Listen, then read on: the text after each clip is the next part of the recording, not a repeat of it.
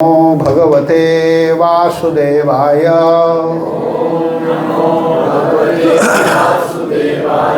ओम नमो भगवते वासुदेवाय।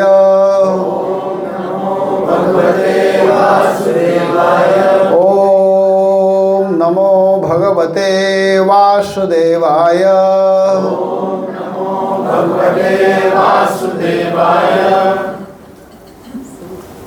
हरे कृष्णा। देखिए, भगवान की कृपा से हम लोग धीरे धीरे करके 4 दिन तक श्रीमद् भागवत कथा का श्रवण कर चुके हैं। आज इस भागवत कथा महामहोत्सव का 5वां दिवस है, 5वां दिन। भगवान श्याम सुंदर हम लोगों के मध्य में अवतार ले चुके हैं। तो कल आप लोग जल्दी जल्दी भगवान के जन्म के कथा को सुने। अब आज से हम लोग आनंद पूर्वक इस कथा का श्रवण करेंगे। ध्यान दीजिएगा, जो यह श्रीमद् भागवतम है, इसमें जो 10वां स्कंध है, तो 10वां स्कंध में सबसे ज़्यादा अध्याय है, 90 अध्याय है इस 10वां स्कंध में। तो शुरू में जो 5 अध्याय है, इस 10वां स्कंध के पहले 5 अध्यायों में भगवान श्री कृष्ण के जन्म प्रसंग से संबंधित कथा का वर्णन किया गया है। शुरू में 1 से जो 5 अध्याय है, उसमें जन्म संबंधित कथा कही गई है, जिसको हम लोग जन्म लीला भी कह सकते हैं। जन्म लीला का वर्णन किया गया है 1 से 5 अध्याय। इसके पश्चात 9 अध्याय जो है, 6वां अध्याय से लेकर के 14वां अध्याय तक भागवत के 10वें स्कंद के, उसमें श्री कृष्ण के बाल्य लीलाओं का वर्णन किया गया है। बाल्य लीला 6 से 14। तत्पश्चात उसके बाद तत्पश्चात मतलब 6 अध्यायों में 15 से लेकर के 20 अध्याय, जो 15वां अध्याय से लेकर के 20 अध्याय में कैशोर लीला से मिश्रित पौगंड लीला का वर्णन किया गया। उसमें पौगंड लीला का भी वर्णन है और कैशोर लीला का भी वर्णन है। इसके बाद में उसके पौगंड का अंत और कैशोर की प्रारंभिक कथाओं का वर्णन किया गया। इसके पश्चात 19 अध्यायों में, भागवत के 10वें स्कंद के 21वां अध्याय से लेकर के 39 अध्याय तक, 19 अध्यायों में ब्रजमंडल में कैशोर लीला का वर्णन है। अर्थात कुल मिलाकर के 39 अध्याय तक ब्रज का वर्णन हुआ है। 1 से लेकर के 39 अध्याय तक ब्रज का वर्णन किया गया है, ब्रज की महिमा। और जो 40वां अध्याय है, उसमें अक्रूर जी ने भगवान के चरणों में स्तुति किया है, 1 अध्याय में, 40 अध्याय। इसके पश्चात 11 अध्याय अर्थात 10वें स्कंद के 41 अध्याय से लेकर के 51 अध्याय तक, 51 अध्याय तक, उसमें मथुरा लीला का वर्णन किया गया है। और इसके बाद तत्पश्चात जो 39 अध्याय है, 39, 52 से लेकर के 90 तक, जो भागवत के 10वें स्कंद के 52 अध्याय से लेकर के 90 तक, उसमें द्वारिका लीला का निरूपण किया गया है। इस प्रकार इस 10वें स्कंद में 90 अध्याय का वर्णन है। तो देखिए, कल हम लोग सुन रहे थे कि भगवान श्री कृष्ण माता देवकी के गर्भ से जन्म लिए, और जन्म लेने के बाद में नंद भवन में गए हैं। नंद भवन, भगवान बोले कि आप हमको नंद भवन पहुंचा दीजिए। जैसे जैसे भगवान ने बताया, वसुदेव जी और देवकी जी के पूर्व जीवन के विषय में भी भगवान बताए हैं कि आप लोग घबराओ मत, आप लोग पहले पृश्नी और सुतपा थे और भगवान उस समय पृश्नी गर्भ के रूप में आए थे। उनके 3 जीवन के विषय में बताए हैं भगवान। पहले तो बताए कि आप पृश्नी और सुतपा, और उसके बाद में कश्यप और अदिति, और तीसरा जीवन जो है वसुदेव और देवकी के रूप में है। तो बताइए जिनके बच्चे भगवान हैं वो माता पिता के कुंडली बता रहे हैं। इससे पता चलता है कि भगवान का जन्म कर्म सब दिव्य है। जन्म कर्म च मे दिव्यम एवं एवं वेति तत्वतः। भगवान का जो जन्म होता है हम लोग जैसा नहीं होता है। बड़ा सैद्धांतिक बात है यहाँ पर। भगवान का सब कुछ दिव्य है, क्योंकि भगवान जन्म लिए तो कल सुन रहे थे, तमद्भुतम बालक अम्बुजे क्षणम चतुर्भुजम शंख गदा युधायुधम। भगवान अद्भुत, तम अद्भुतम बालकम जातम। भगवान का अद्भुत जन्म हुआ है। जन्म लेते ही चतुर्भुज रूप शंख चक्र गदा कपड़ा आदि पहन करके आए हुए हैं। किसी के दिए हुए भगवान नहीं पहनते हैं, वो स्वयं, उनके पास सब कुछ है। हम लोगों के पास ये सब नहीं है। तो इसलिए हम लोगों के जन्म जैसा भगवान का जन्म नहीं है। इसीलिए कहा जाता है जन्म कर्म च मे दिव्य। भगवान का जन्म भी दिव्य है और कर्म भी। अभी सुनेंगे कि क्या क्या कर्म करने जा रहे हैं। शुरू में ही आप लोग देख लिए कि छोटे, पहले तो चतुर्भुज रूप में आए और देखते देखते छोटा बालक बन गए। तो उनका सब कुछ दिव्य है। तो वह भगवान देवकी वसुदेव जी से कहे, वसुदेव को कहे कि आप हमको नंद भवन पहुँचाइए और वहाँ से कन्या है उसको लेकर के आ जाएगा। वो कन्या कोई दूसरी नहीं थी, जोग माया ही थी। भगवान उसको भेजे थे जो जसोदा जी के यहाँ जन्म ली थी। उस जोग माया को वसुदेव जी ले करके जेल में आए, और जब जोग माया जेल में आ गई तब सारे पहरेदार लोग जगे। उसके पहले वो सबको सुला दी थी, जोग माया ही सबको सुलाई थी। और जब जेल में आई तब रोना चालू की। उस समय कंस आया और आ करके उसको मारने का कोशिश किया तो आकाश में उड़ गई। अष्टभुज रूप में होकर के घोषणा की कि अरे दुष्ट, तुम मुझको क्या मारना चाहते हो? तुमको मारने वाला और कहीं जन्म ले चुके हैं। और वो स्वयं जोगमाया जो थी वो विंध्याचल में चली गई। विंध्याचल, मिर्ज़ापुर प्रयागराज से जब हम लोग उधर जाते हैं ना मुगल सराय के तरफ, तो बीच में विंध्याचल एक स्टेशन भी पड़ता है। तो विंध्याचल में वही जोगमाया है। बड़ा सिद्ध पीठ है वहाँ पर, बड़ा सुंदर मंदिर है विंध्याचल देवी का। तो बहुत सुंदर स्थान है। इसके बाद में अब क्या हुआ कि कंस देखा कि अरे मैं जिसको अपना शत्रु समझ रहा था वो तो हमारे यहाँ शत्रु नहीं, हमारी आराध्या निकली। वो देवी का भक्त था कंस। अब वो देवकी वसुदेव के चरणों में गिर करके प्रार्थना आदि किया और इसके बाद अपने मंत्रियों के पास में गया।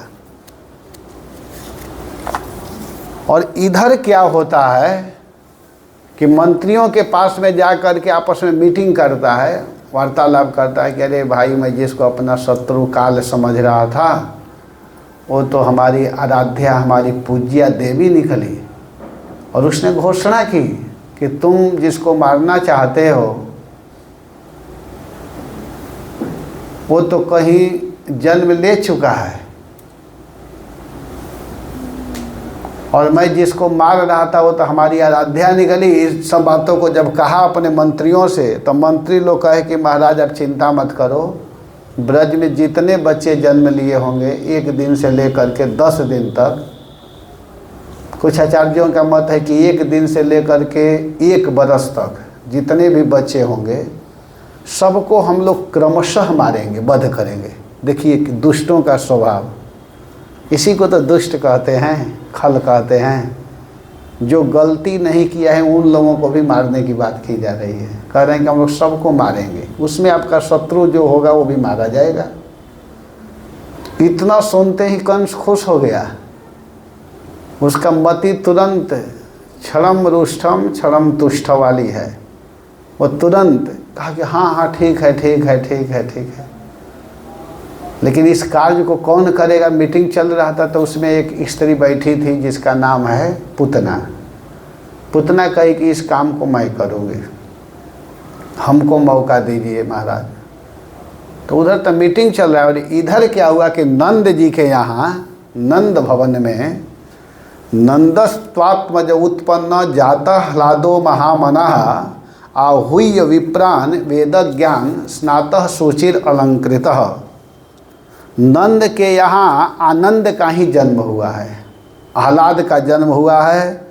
और इस आनंद को देख करके नंद बाबा आहूय विप्रान, बड़े बड़े धर्मज्ञ ब्राह्मणों को बुलाए, जो वैष्णव ब्राह्मण थे, शुद्ध वैष्णव, ऐसे साधु ब्राह्मणों को अपने घर में बुलाए। आहूय, आहूय माने बुलाए, आमंत्रित किए, आवाहन किए कि आप लोग आइए। उस समय नंद बाबा का उम्र 85 बरस हो रहा था और मैया जसोदा 80 साल के थी। बताते हैं कि 80 साल के आयु में सुत ऐसो जायो है। बड़ा सुंदर बालक का जन्म हुआ था। नंद बाबा 85 साल के थे। सभी लोग प्रसन्न हैं कि वृद्धावस्था में पुत्र प्राप्ति हुआ है। तो सब नंद भवन गोकुल ब्रज के सभी लोग प्रसन्न हैं, खुश हैं। और उस समय ब्राह्मणों को बुलाए और बुला करके स्वस्ति वाचन करवाए। वाचयित्वा स्वस्तयनम, मंगल कार्य के लिए कि बच्चा को किसी प्रकार का कोई दिक्कत न हो, इसलिए स्वस्ति वाचन। जात कर्म संस्कार है पहला संस्कार। 16 संस्कार होता है, तो जात कर्म संस्कार करा रहे हैं ब्राह्मणों के द्वारा। ब्राह्मण लोग आकर के बहुत सुंदर वहाँ पर भगवान के नाम का कीर्तन किए। हरे कृष्णा कृष्णा कृष्णा हरे हरे, राम राम राम हरे हरे। कोई भी फल बनाना है तो भगवान के नाम जरूर गाना चाहिए। कहीं से भी कोई कमी हो, त्रुटि हो, मंत्रतः तत्ततः छिद्र देश काधारण वस्तुतः सर्वम करोति निश्छिद्रम नाम संकीर्तनम। तो भगवान के कीर्तन से सारी कमियां समाप्त हो जाती हैं। जहाँ भी कोई कमी हो और भगवत नाम का कीर्तन होता है तो सब कुछ सही होने लगता है। तो ब्राह्मण लोग आकर के भगवत नाम का कीर्तन किए। स्वस्ति वाचन मतलब मंगल के लिए भगवान का नाम गाया जा रहा है, मंत्र पढ़ा जा रहा है। और जब ब्राह्मण लोग मंत्र पढ़े, पूजा किए, तो नंद बाबा बहुत खुश हुए, प्रसन्न होकर के उन ब्राह्मणों को दक्षिणा दे रहे हैं, दान। तो दान का भी यहाँ थोड़ा सा वर्णन है कि धेनु नाम नियुते प्रादात विप्रेभ्यम समलंकृते है। नंद बाबा उन ब्राह्मणों को 2 लाख गाय, 1-2 गाय नहीं, 2 लाख गाय दिए, पहली ब्याई गाय जो बहुत दूध देने वाली है। और उन गायों को रत्नों से सजा दिए। उन गायों के गले में सुंदर सुंदर स्वर्ण का माला, रत्न का माला, और उनका जो पैर है खुर को चांदी का जूती बना करके पहनाए। और जो गायों का सींग है, उन सींगों को भी स्वर्ण से मढ़वा दिए। और जैसे गायों को मढ़वाए वैसे ही बछड़ों को भी। बछड़ों का तो सींग नहीं था, लेकिन गले में सुंदर हार और पैरों में सुंदर चांदी का जूता, और इसके बाद में ऊपर रेशमी वस्त्र, सबको ढक करके बहुत सुंदर ढंग से उन लोगों को दान दिया गया। और इतना ही नहीं, 7 तिल का पहाड़ है, 7 सप्त, बहुत सुंदर। तिलाद्रिन सप्त रत्नौघ 7 कौम्भम बरावृतम। सप्त रत्नौघ तिल का अद्रि पहाड़, ढेर पहाड़ जैसा बना करके उसको रत्नों से ऐसे सजा करके, और उस 7 तिल के पहाड़ को भी ब्राह्मणों को दान दिया गया। ये सब क्यों कर रहे हैं कि इससे ब्राह्मण लोग भी प्रसन्न होंगे, खुश होंगे, और हमारे बच्चे के लिए बहुत सुंदर आशीर्वाद आदि देंगे, जिससे मेरा बच्चा जीवन में जा कर के आनंद में रहे। क्योंकि पिताजी हैं नंद बाबा। और इधर क्या हुआ कि इस बात को सुन कर के ब्रजवासी जितनी गोपियां हैं, वे लोग बहुत प्रसन्न हुई और अपने अपने घरों से हल्दी, दही, गुड़, अक्षत, दुर्वा, कुछ वस्त्र, सभी माताएं गोपियां अपने अपने घरों से थाल में सजा करके नंद भवन के लिए जा रही हैं बधाई देने के लिए। और वहाँ पर जाकर सब मांगलिक गीत भी गा रही हैं। नवजात शिशु के लिए सब लोग भगवान से प्रार्थना कर रही हैं कि भगवान इस बच्चे की रक्षा करें। सब माताएं गोपियाँ बड़े आनंद के साथ भगवान श्री कृष्ण के रक्षा के लिए भगवान नाम का कीर्तन गान भी कर रही हैं कि यह बालक चिरंजीवी हो। मंगल गीत गा रही थी। आनंद से मतवाले गोपगण वहाँ पर जाकर के खूब सुंदर नृत्य भी कर रहे हैं और इतने सुंदर ढंग से बधाई गीत गाया जा रहा है कि सब लोग गा रहे हैं और प्रसन्न हो करके घरों से माखन लेकर के गई हुई हैं। तो माखन कैसे फेंक भी रही हैं। तो माखन का जो लोंदा बना हुआ है तो लोग गा रहे हैं तो गाते समय लोगों का मुख स्वाभाविक खुल जाता है तो ऐसे फेंका जा रहा है और फेंका जा रहा है तो सीधा जा कर के मुख में प्रवेश करता है और वो माखन कहाँ चला जा रहा है, भीतर पेट में। तो किसी को किसी प्रकार का भूख भी नहीं, कमजोरी भी नहीं हो रही है। गाने के बाद में भी शक्ति बनी हुई है। बड़े आनंद के साथ सब लोग गा रहे हैं और कोई व्यक्ति वहाँ पर ऐसा नहीं जो दे नहीं रहा है। सब लोग एक दूसरे को दे रहे हैं, लुटा रहे हैं, सब आनंद में हैं। यहाँ तक वर्णन आता है कि जैसे कुछ लोग ले करके इधर से जा रहे हैं तो दूसरे लोग आ रहे हैं, कह रहे अरे आप क्या लेकर के जा रहे हो?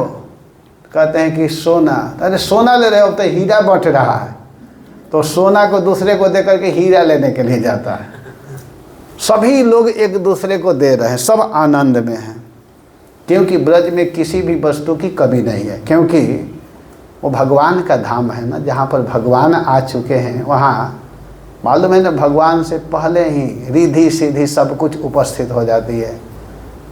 दरबार में बंसी वाले के दुख दर्द मिटाए जाते हैं, दुनिया के सताए लोग यहाँ सीने से लगाए जाते हैं। भगवान का दरबार है ना, यहाँ किसी प्रकार का कोई कमी नहीं है।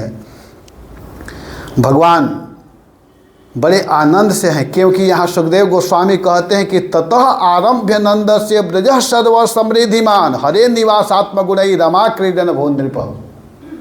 वो भगवान का जो स्थान है वहाँ रमा माने लक्ष्मी आकर के वहाँ निवास कर रही है। क्रीडन माने खेलने का स्थान बन गया है। लक्ष्मी जी कैसे वहाँ रहेगी वैकुंठ में? जब भगवान इस वृंदावन में आए तो लक्ष्मी को भी राह थोड़े जाएगा वहाँ अकेले। लक्ष्मी जी भी आ गई, और जब लक्ष्मी जहाँ पर है वहाँ धन की कमी तो हो नहीं सकती है। तो इसलिए सब लोग बड़े आनंद में हैं। और इधर क्या हुआ कि जब सारा उत्सव हो गया तो नंद बाबा के मन में आया कि अब हमको मथुरा चलना चाहिए। मथुरा क्यों जाना चाहिए?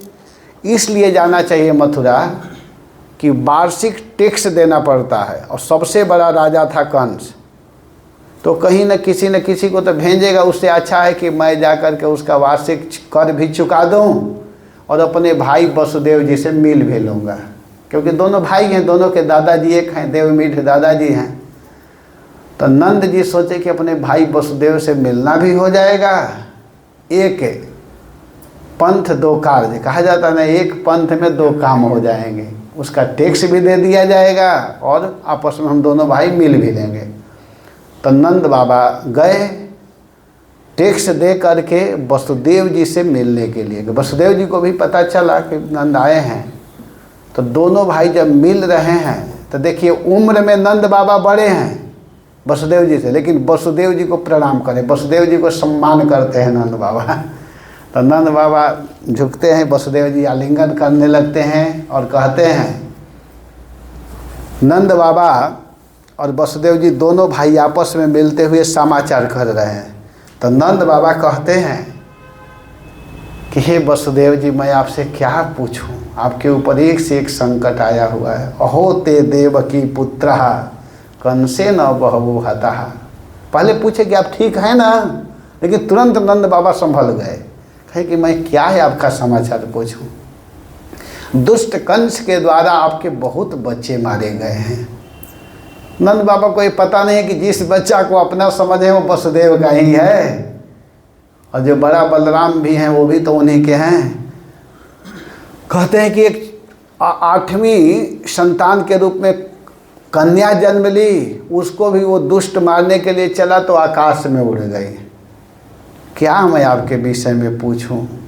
तो इतना सुन करके वसुदेव जी कहते हैं कि देखिए नंद जी, चिंता करना नहीं चाहिए। देखिए वसुदेव जी बोल रहे हैं, सुख दुख ये सब तो संसार का नियम है, आता रहता है, इससे व्यक्ति को नहीं घबराना चाहिए। वसुदेव जी बहुत बड़े ज्ञानी थे, बहुत बड़े विद्वान, सब कुछ जानने वाले। वसुदेव जी कह रहे हैं कि सुख दुख तो लगा रहता है, इससे जो महत व्यक्ति होते हैं, जो भगवान के चरणों में जिसका मन रहता है, वो इससे विचलित नहीं होते हैं। संपत्तौच विपत्तौच महताम एक रूपता, एक रूप में रहते हैं महान व्यक्ति, उससे घबराते नहीं हैं। तो जो होना था वो तो हो गया, आप चिंता मत कीजिए। लेकिन हे भैया नंद, हम दोनों भाई का मिलना हो गया, हमारे समझ से आपको यहाँ रुकना उचित नहीं है। आप जितना जल्दी हो चले जाइए। बताइए किस तरह के भाई हैं, एक भाई को कहें जाओ, कहना चाहिए कि रुकिए 2-4 दिन। लेकिन वसुदेव जी कहते हैं कि भैया आपको जाना चाहिए, क्योंकि ब्रज में उत्पात होने की संभावना है, उत्पात हो सकती है, आप जाइए। नंद बाबा जब इस तरह के बात सुने, तो आजकल कोई अगर कह दे कि आप यहाँ बैठे हो, जल्दी जाओ नहीं तो कुछ गड़बड़ होने वाला है, तो व्यक्ति तुरंत भागने लगेगा। लेकिन नंद बाबा जब वसुदेव जी इस तरह की बात कहे, तो मन ही मन विचार करते हैं कि आखिर हम जा कर के क्या कर लेंगे, हम तो कुछ कर नहीं पाएंगे। उत्पात होने वाला है तो फिर भगवान के शरण में चलना चाहिए। नंद बाबा नंदः पथि बचः सौरे नम्र सेति विचिंतयन हरि जगाम शरणम उत्पातागम संकितः। नंद बाबा वसुदेव के बात को सुन करके मार्ग में तो चल दिए, पथि सप्तमी का एक वचन, नंदः पथि बचः सौरे, सौरी, सौरी कहते हैं सूरसेन के जो पुत्र हैं सौर्य। तो उनके बात को जब सुने तो नम्रिषा, असत्य नहीं समझे, वो समझ रहे हैं कि कभी जीवन में झूठ बोलते ही नहीं। वसुदेव जी कभी झूठ नहीं बोलते हैं। वसुदेव जी का जब जन्म हुआ था तो देवता लोग नगाड़ा बजाए थे, इसीलिए उनका एक नाम है आनक दुंदुभि। देवता लोग इसलिए बजाए थे कि कोई साधारण बच्चा जन्म नहीं लिया, इसी बच्चा का लड़का जो होगा वो स्वयं भगवान जन्म लेंगे, कोई साधारण नहीं है। वसुदेव कभी जीवन में झूठ नहीं बोले हैं। तो नंद बाबा को भी पता है कि उत्पात की बात कह रहे हैं वसुदेव, तो जरूर उत्पात होगा, लेकिन मैं क्या कर सकता हूँ। इसीलिए नंद बाबा हरि जगामा, हरि के शरण में गए। हरि के शरण में क्यों गए? क्योंकि हरि ही सब प्रकार के दुख को दूर करने वाले हैं। इसीलिए कहा जाता है कि हरि शब्दे नाना अर्थ दोई मुख्यतम, सर्व अमंगल हरे प्रेम दिया हरे मन। नारद जी कहते हैं कि हरि स्मृति सर्व विपद विमोक्षणम। अगर कोई हरि का स्मरण करता है तो स्मरण करने मात्र से व्यक्ति का दुख समाप्त हो जाता है। तो नंद बाबा सीधे भगवान के शरण में गए हैं। देखिए, अगर हम लोग के पास दुख आता है तो यहाँ पर एक मंत्र बताया जा रहा है कि हरि के शरण में जाइए। हरि माने कृष्ण के शरण में, कृष्ण का नाम जपिए, सारा दुख समाप्त हो जाता है। इसीलिए कहा जाता है मंगल भवनय मंगल हरि। भगवान मंगल के भवन हैं। अगर कोई व्यक्ति भगवान का दर्शन करता है, इसीलिए मंगला आरती बनाया गया है सुबह में, कि कोई सुबह में जा कर के भगवान का दर्शन करता है तो उसका मंगल ही मंगल होता है। भगवान को देखने मात्र से, अगर कोई व्यक्ति भगवान को देखता है तो उसका सारा दुख समाप्त हो जाता है। देखने मात्र से भगवान की दृष्टि उस व्यक्ति पर पड़ जाती है। और भगवान बोलते भी हैं कि पड़ जाती है दृष्टि जिधर, हंसने लगती है सृष्टि उधर। भगवान बोले हैं रश्मि रथी में, हमारी दृष्टि पड़ते ही लोग प्रसन्न हो जाते हैं, क्योंकि भगवान आनंद घन हैं, आनंद के मूर्ति हैं भगवान। तो ऐसे प्रभु के शरण में हम लोग को जाते रहना चाहिए, जैसे नंद बाबा भगवान के पास गए हैं। इधर क्या होता है कि जो मीटिंग हुआ है उस मीटिंग के अनुसार पूतना चल देती है मथुरा से, और उधर नंद भवन में बड़ा सुंदर उत्सव मनाया जा रहा है। कृष्ण 6 दिन के हो चुके हैं, षष्ठी महोत्सव मनाया जा रहा है, षष्ठी महोत्सव। 6 दिन पहले जब बच्चे जन्म लेते थे, अब तो सारा सिस्टम बदल चुका है हॉस्पिटल में होने से, लेकिन पहले जब घर में बच्चे जन्म लेते थे तो क्या होता था कि 6 दिन तक उसी सूतिका गृह में बच्चे रहते थे।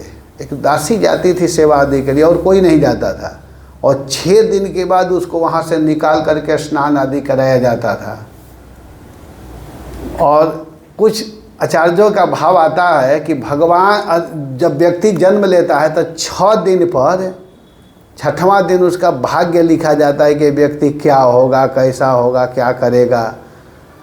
तो उस दिन मैया यशोदा बड़ा सुंदर ढंग से स्नान आदि अपने की, बच्चे को भी कराई, और एक बहुत सुंदर भंडारा की व्यवस्था की कि भाई हमारे घर में लोग आएँ, लोगों को प्रसाद आदि खिलाया जाए। तो सब लोग आ रहे थे, एक काम रोहिणी जी और यशोदा जी दोनों मिल करके कर रहे थे। जो भी आते थे उनको बैठाना, प्रसाद खिलाना, सम्मान आदर करना, सत्कार करना। तो लोगों का आना जाना लगा हुआ था। इधर पूतना जब आती है तो पहले तो अपने रूप को बदल करके आई, बड़ा सुंदर रूप धारण की, आकाश मार्ग से आई और आ करके अपने रूप को लक्ष्मी जैसा बनाती है।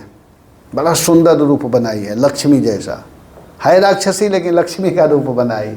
और लक्ष्मी का रूप बना करके वो क्या करती है कि गोकुल में प्रवेश करती है। आप लोग अभी सुन रहे थे कि वहाँ मीटिंग हुआ था कि 1 दिन से लेकर के 10 दिन तक के जितने बच्चे होंगे क्रमशः हम मारेंगे। तो जब गोकुल में प्रवेश की तो देखिए भगवान कैसे अपने भक्तों की रक्षा करते हैं। भगवान विचार किए कि आखिर ये बच्चे क्या गलती किए हैं कि ये सबको मारेगी।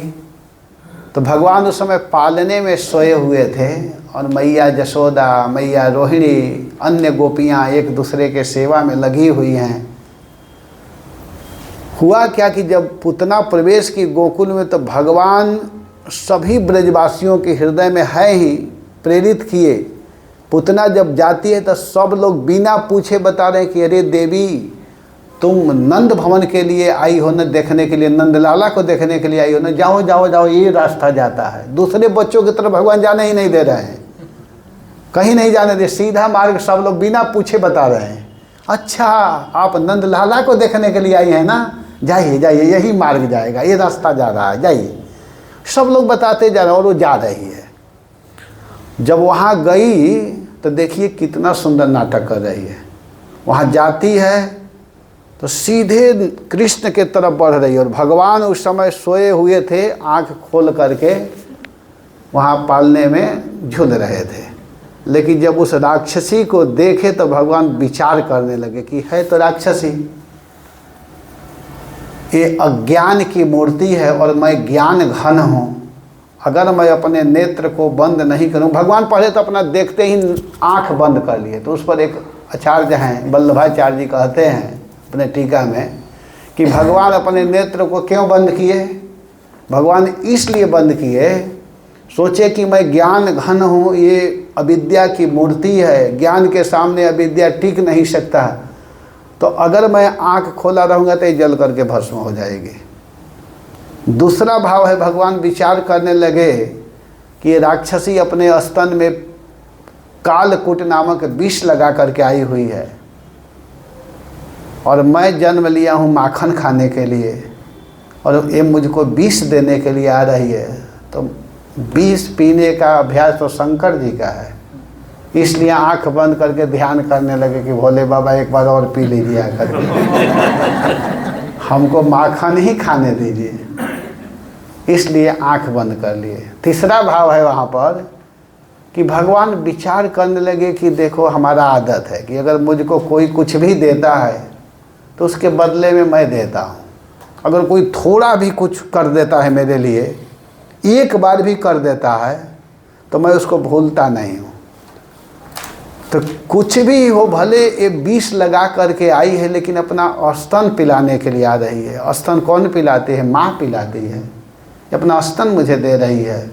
तो इस माता जी को कौन गति देना चाहिए? थोड़ा आंख बंद करके देखो, इनके लिए भी तो कोई जगह होना चाहिए।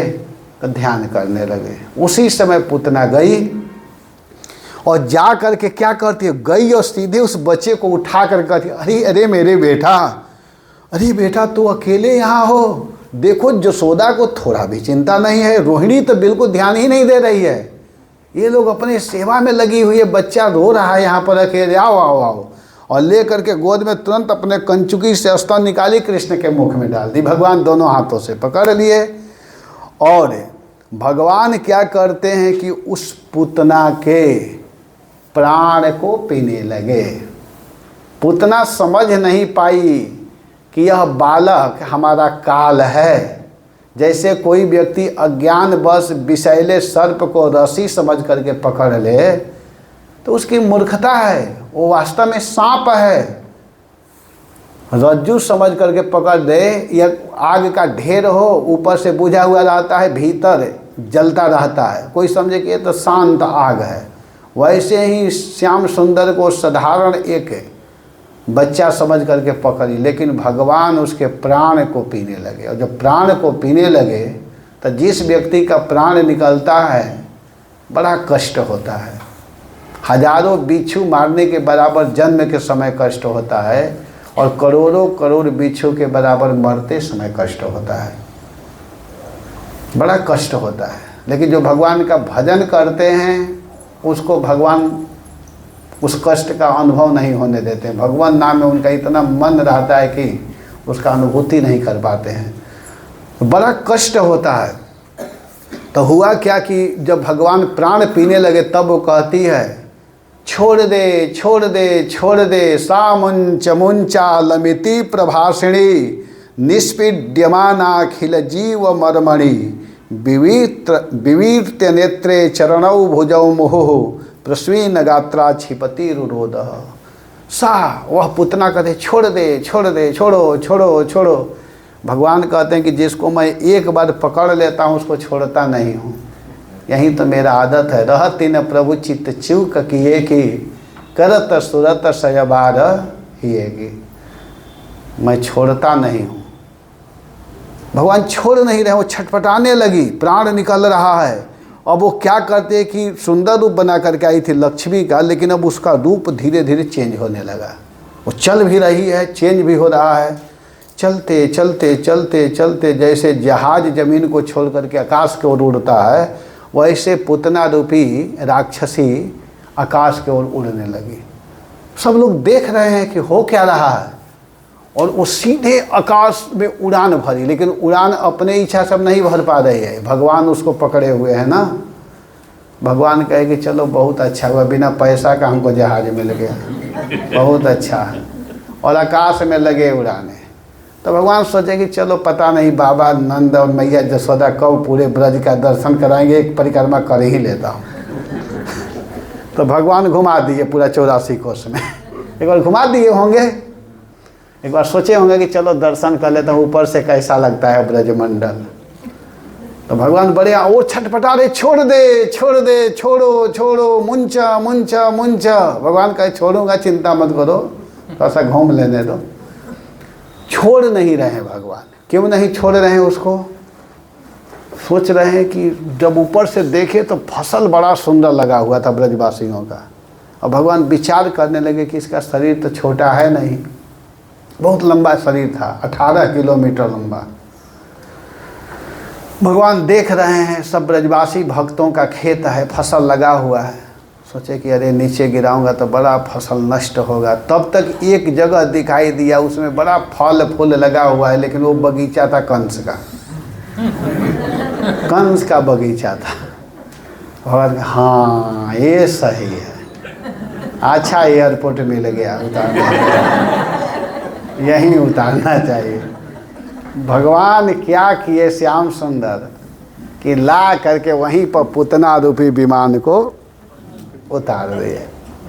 जब उतारे तो सारा फसल नष्ट हो गया, एक भी फल साधु सेवा में नहीं जाता था उसमें से, सब राक्षस लोग खाते होंगे, दुष्ट लोग। तो भगवान क्या किए कि वहीं ला करके पुतना को गिराए, सारा फसल तो नष्ट हुआ ही। देखिए यहाँ पर एक शिक्षा है, कथाओं में समझना चाहिए कि बात कहाँ से कैसी कही जा रही है। भगवान वहाँ क्यों गिराए? क्योंकि वे लोग अपने धन को भगवत सेवा साधु सेवा में नहीं लगा रहे थे। तो देखिए जो व्यक्ति भगवान के सेवा में अपने धन को नहीं लगाता है, केवल अपने भोग में ही लगाता है, तो भगवान क्या करते हैं कि उस धन को कहीं न कहीं बर्बाद करते हैं, नष्ट करते हैं। कभी हॉस्पिटल में लगा देते हैं, कहीं केस में लगा देते हैं, कहीं चोरी हो जाता है, यह सब होता है। पता व्यक्ति को चलता नहीं है, लेकिन वो बर्बाद होता रहता है। या लड़कों को पढ़ाएंगे, करोड़ों करोड़ रुपया देंगे, वो लड़का ही नालायक निकल जाएगा, किसी काम का नहीं, शराब पीता रहेगा, माता पिता को ही कष्ट देगा, तो बर्बाद हुआ कि नहीं धन, बताइए। लोगों को समझ में आता है कि अरे ये तो मैं अपने बेटा में लगा रहा हूँ, लेकिन वो भी गड़बड़ हो जाता है। इसीलिए भगवत सेवा में अपने धन को लगाना चाहिए। और कहा गया कि ज़्यादा नहीं भी लगा सकते हैं तो नियम है षष्ठांश का, और उतना भी नहीं कर सकते तो दशांश तो जरूर लगाना चाहिए। ये सेवा करते रहना चाहिए, तब तो धन सुरक्षित रहेगा, नहीं तो गड़बड़ होता है। जैसे कंस का बगीचा को नष्ट किए वो। षष्ठांश का मतलब है कि जितना कमा रहे हैं उसका छठवां भाग, 6 भाग, और दशांश माने 10वां भाग। अगर 1 लाख कमा रहे हैं तो 10,000 साधुओं और भगवान में दे देना चाहिए। अगर षष्ठांश का मतलब हुआ कि 6 भाग कर दीजिए, जितना कमाए उसके 6वां अंश। हाँ, अब आप लोग ज़्यादा समझते होंगे, उसको मिला लीजिएगा। लोग बड़े अनकंफर्टेबल हो रहे हैं। तो वो एकदम शुद्ध माना जाता है, ठीक है ना। तो इस बात को यहाँ पर अपने अपने वैल्यू गिन रहे हैं, परेशान हो रहे हैं, आगे बढ़ते हैं। हरे कृष्ण। तो यहाँ पर भगवान ने पूतना को वहाँ पर गिराया। उस समय सारे ब्रजवासी लोग दौड़ करके गए, मैया यशोदा भी गई। और वहाँ पर हुआ क्या कि देख रहे हैं सब लोग कि वह बालक उस पुतना के शरीर पर हैं। भगवान मस्ती में खेल रहे हैं, लेकिन पुतना का शरीर तो बहुत ऊंचा था। सीढ़ी लगा करके नीचे उतारा गया, बहुत लंबा ऊंचा शरीर था। और फिर पुतना के शरीर को टुकड़ा टुकड़ा करके उसको जलाया गया। और जब जल रहा था शरीर, तो उसमें से अगरबत्ती का सुगंध निकल रहा था, अगरू का सुगंध, बड़ा सुंदर सुगंध आ रहा है।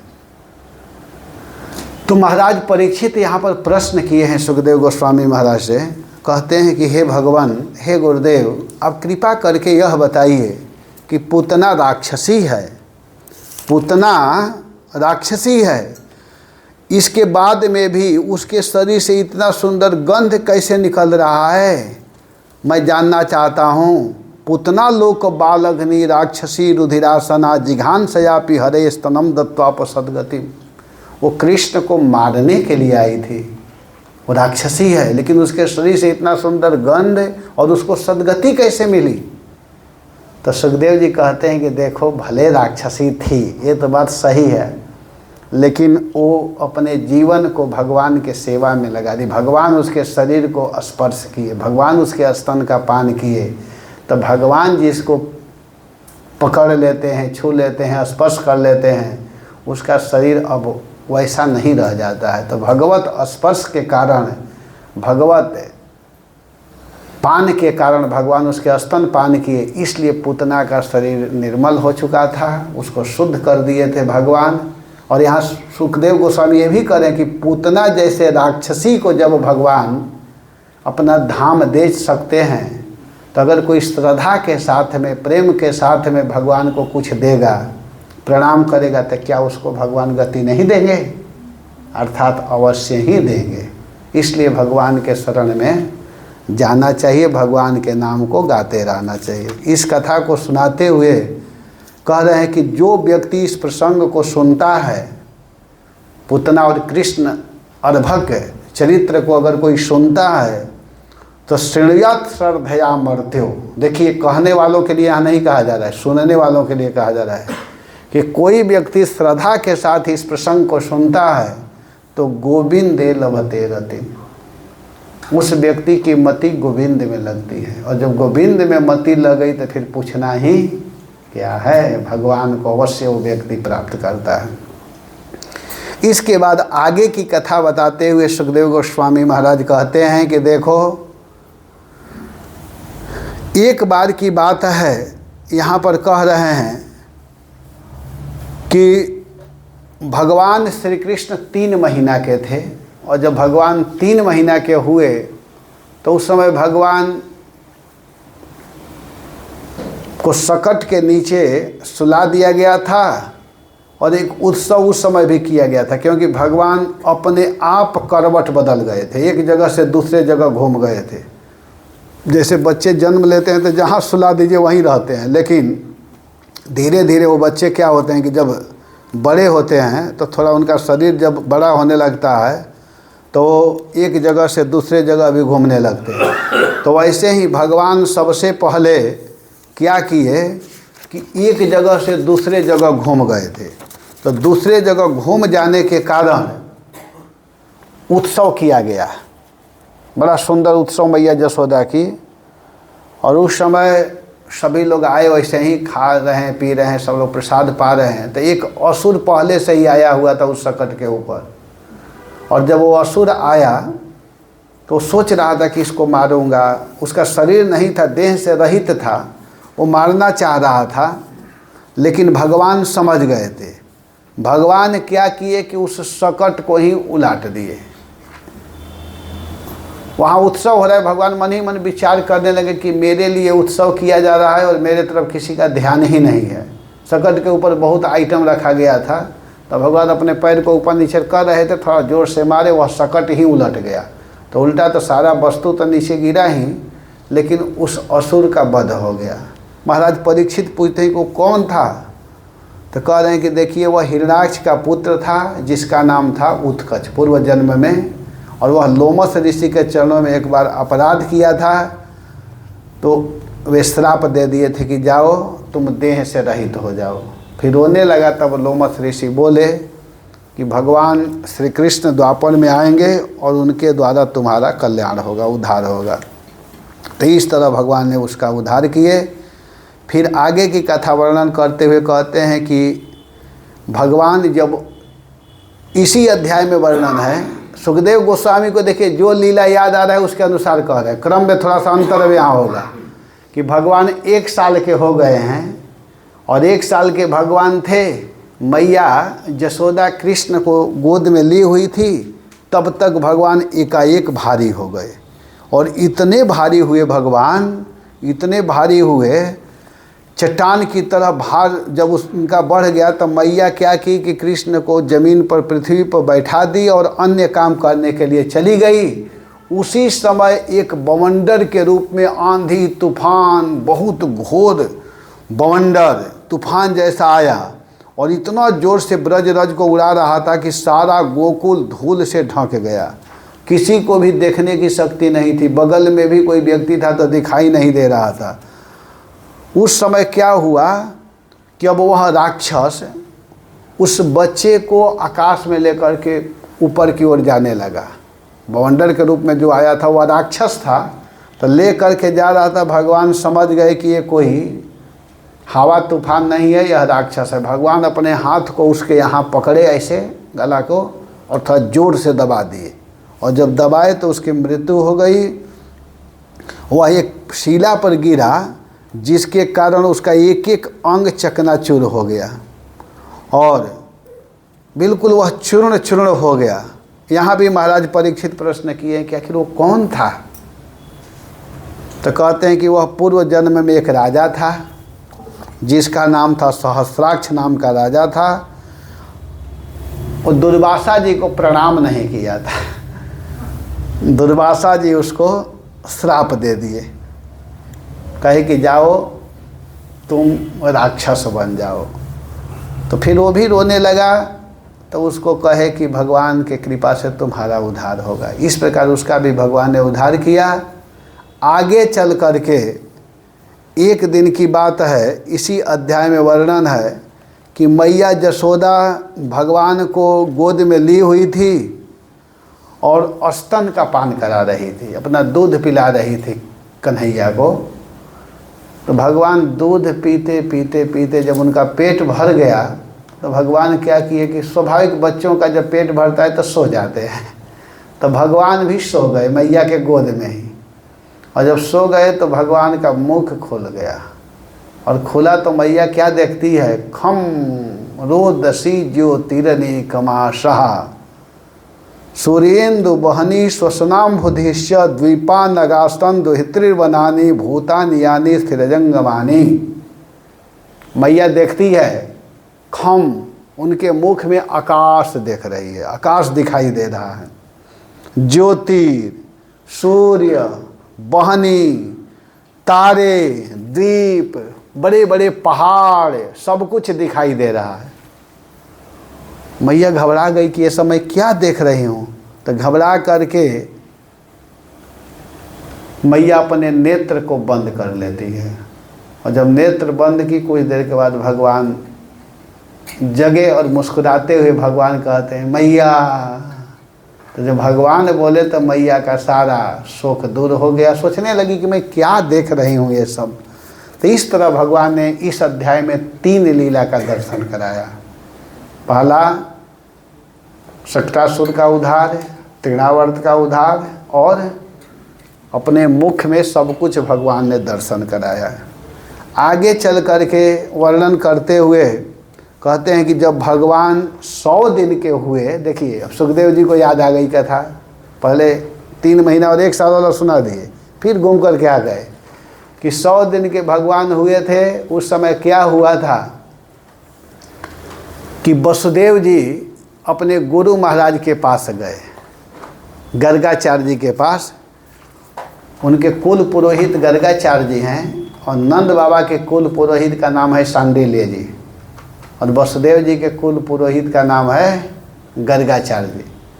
तो गर्गाचार्य जी के पास जाते हैं और कहते हैं कि हे गुरुदेव, आप ब्रज में जाइए।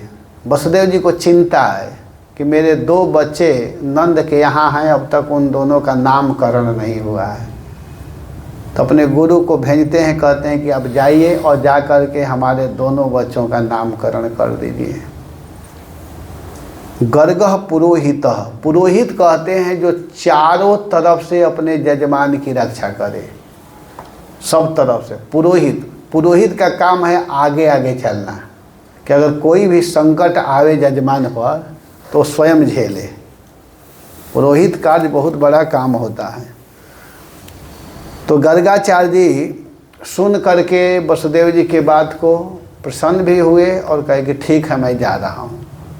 तो वे सीधे मथुरा से चल करके गोकुल आए, और जब गोकुल आए तो नंद बाबा उनको देखे, गर्गाचार्य जी को, तम दृष्टवा, उनको देख करके परमः प्रीतः, बहुत प्रसन्न हुए।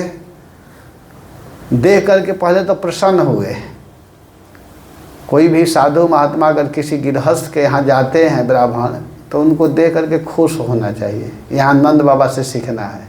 ये नहीं कि कहाँ से आ गया, पता नहीं रसीद बुक ले करके तो नहीं ना आया है, ये सब नहीं सोचना चाहिए। प्रसन्न होना चाहिए कि अहो भाग्य है कि आज मेरे घर संत आए हैं।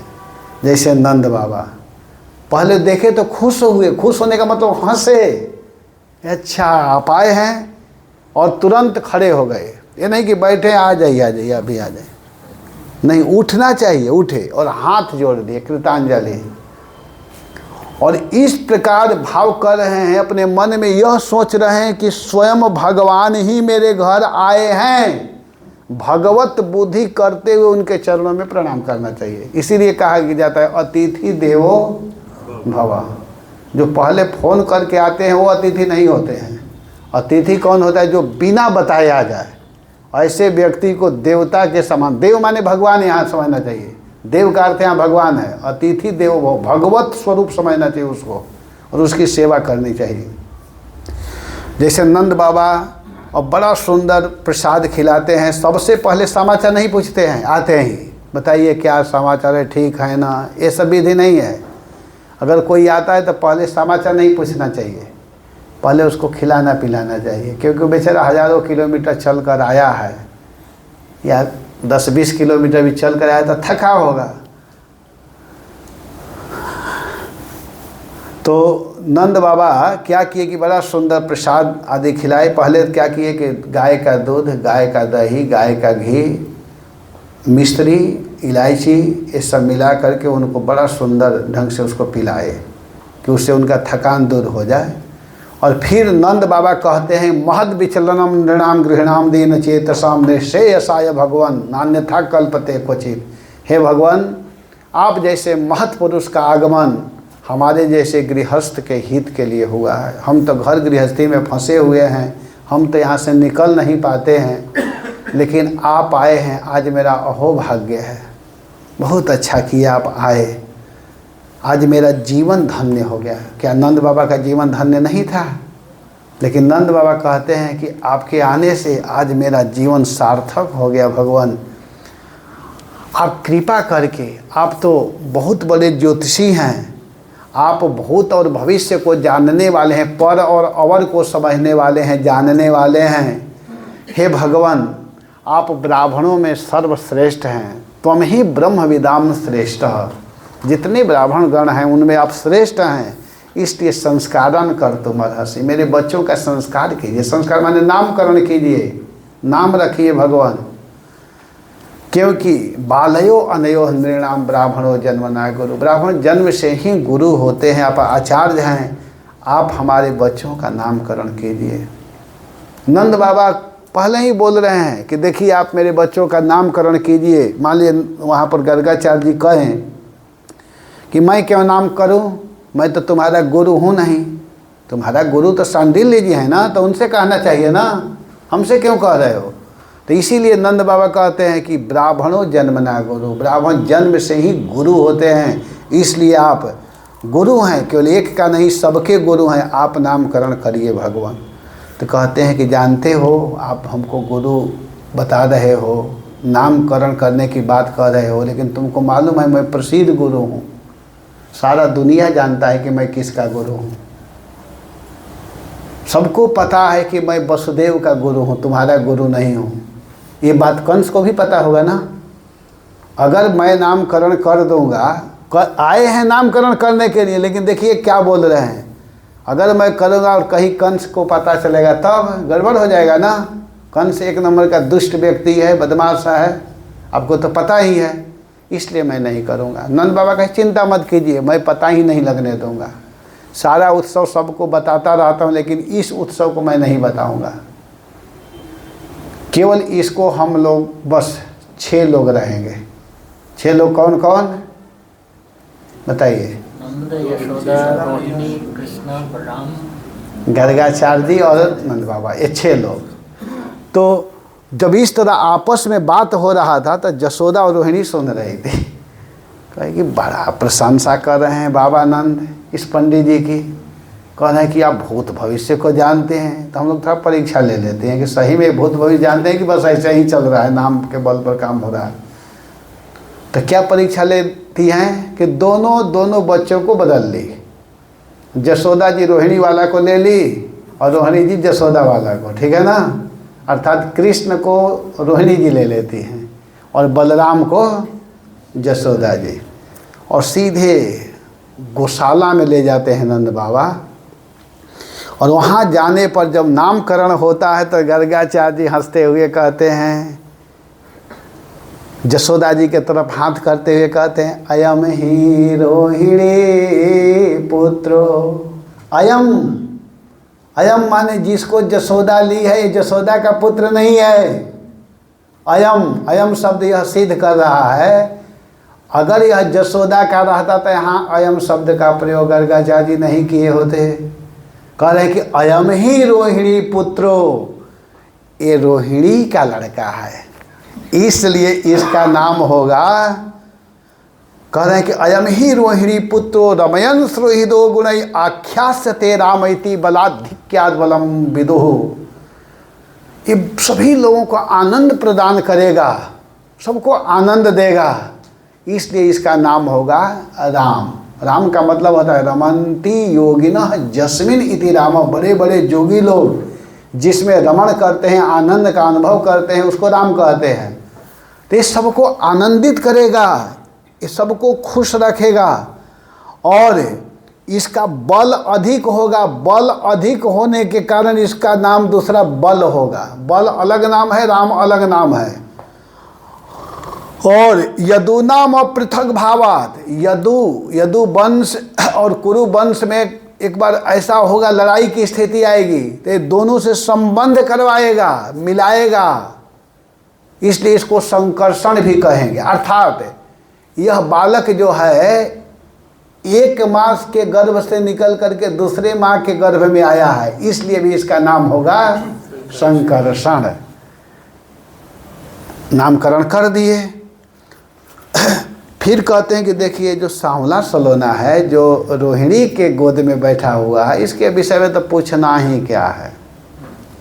ये तो बहुत विचित्र बालक है। विचित्र बालक है तो हाँ, ये अलग अलग युगों में अलग अलग रंग रूप में आता है। कभी शुक्ल, कभी रक्त, कभी पीत, कभी कृष्ण। शुक्लो रक्तस्तथा पीतम इदानीम कृष्णताम गतः। इस समय यह कृष्णत्व को प्राप्त हुआ है, श्याम रूप में आया है। और देखिए भाई, हे नंद बाबा जानते हैं यह बालक पहले प्राग अयम वसुदेवस्य, यह बालक पहले वसुदेव के यहाँ भी जन्म लिया था। ऐसे बोल रहे हैं, लग रहा है कि 2-4 इस जीवन के पहले, लेकिन ये 100 दिन पहले की बात बता रहे हैं। पहले यह वसुदेव का बालक बन करके आया था, इसलिए इसको वासुदेव कहेंगे। वसुदेव के लड़का होने से इसका एक नाम होगा वासुदेव। और देखिए ये जैसा जैसा लीला करेगा ना, गुण कर्मान रूपाणी तान्य हम वेदनो जना बहुनी संति नामानी, इसके बहुत नाम होंगे। अभी आगे चल करके एक बहुत बड़ा लीला करने वाला है। माखन चोरी करेगा, माखन चोर कहलाएगा। गोपियों के चित्त को चिराएगा, चित्चोर कहलाएगा। बंसी धारण करेगा, बंसीधर, वेणुधर, मुरलीधर कहलाएगा। रास करेगा, रास विहार नाम होगा इसका, रास विहारी। गोवर्धन को उठाएगा, गिरवरधारी कहलाएगा, गोवर्धनधारी कहलाएगा। तो बहुनी संति नामानी, इसके बहुत नाम होंगे। हे नंद बाबा, अब महत्वपूर्ण बात मैं आपको बता रहा हूँ, इस बालक को थोड़ा ध्यान दीजिएगा, क्योंकि बड़ा महत्वपूर्ण बालक है। और इस बात को आप किसी से बताइएगा मत, गोपनीय रखिएगा। और इतना कह करके गर्गाचार्य जाने लगे।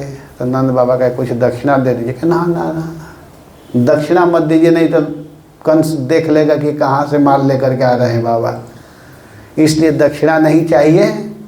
और इतना कह करके गर्गाचार्य जी वहाँ से चले गए। अब नंद बाबा बड़े आनंद के साथ बच्चे के साथ व्यवहार कर रहे हैं। अब भगवान छोटे अवस्था में बहुत लीला करते हैं। कभी कभी बछड़ों को, बंधे हुए बछड़ों को खोल देते हैं। बछड़े जो बंधे हुए खोल देते हैं, बछड़े जाकर के अपने माँ के दूध को पीने लगते हैं। कभी कभी किसी बैल आ रहा है उसके तरफ जाकर के भगवान उसके पूँछ को पकड़ लेते हैं। कभी उसके साथ जैसे वो ऐसे करके सिंह आता है तो भगवान भी ऐसे करके जाते हैं। लेकिन वो पशु भगवान को मारते नहीं हैं, स्नेह करते हैं, प्रेम करते हैं, क्योंकि वो भगवान है ना। तो इस प्रकार की बहुत लीला करते हुए आगे का लीला वर्णन कर रहे हैं सुखदेव गोस्वामी यहाँ पर। कि एक दिन की बात है, मैया जशोदा क्या करती है कि भगवान श्री कृष्ण को अनेक प्रकार का पकवान, सुंदर सुंदर आइटम ला करके देती है भगवान को खाने के लिए।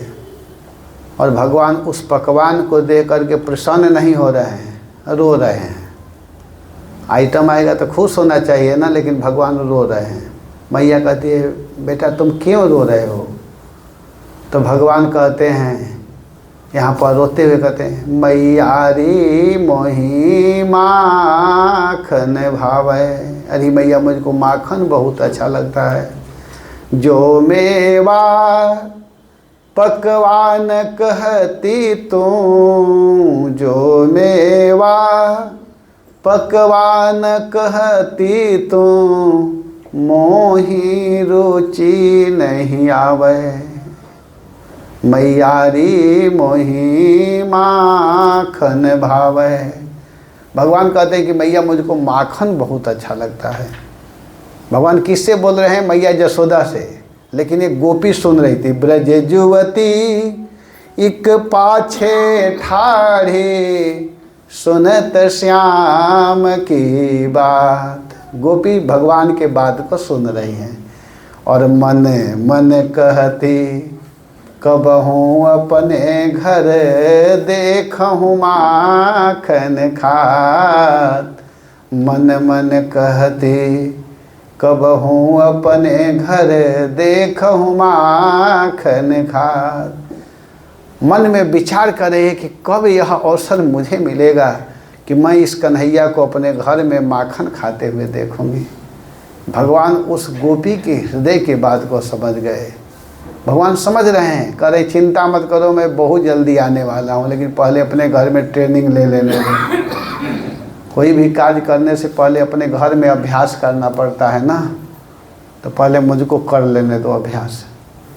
अब भगवान श्याम सुंदर क्या करते हैं कि एक दिन भगवान विचार किए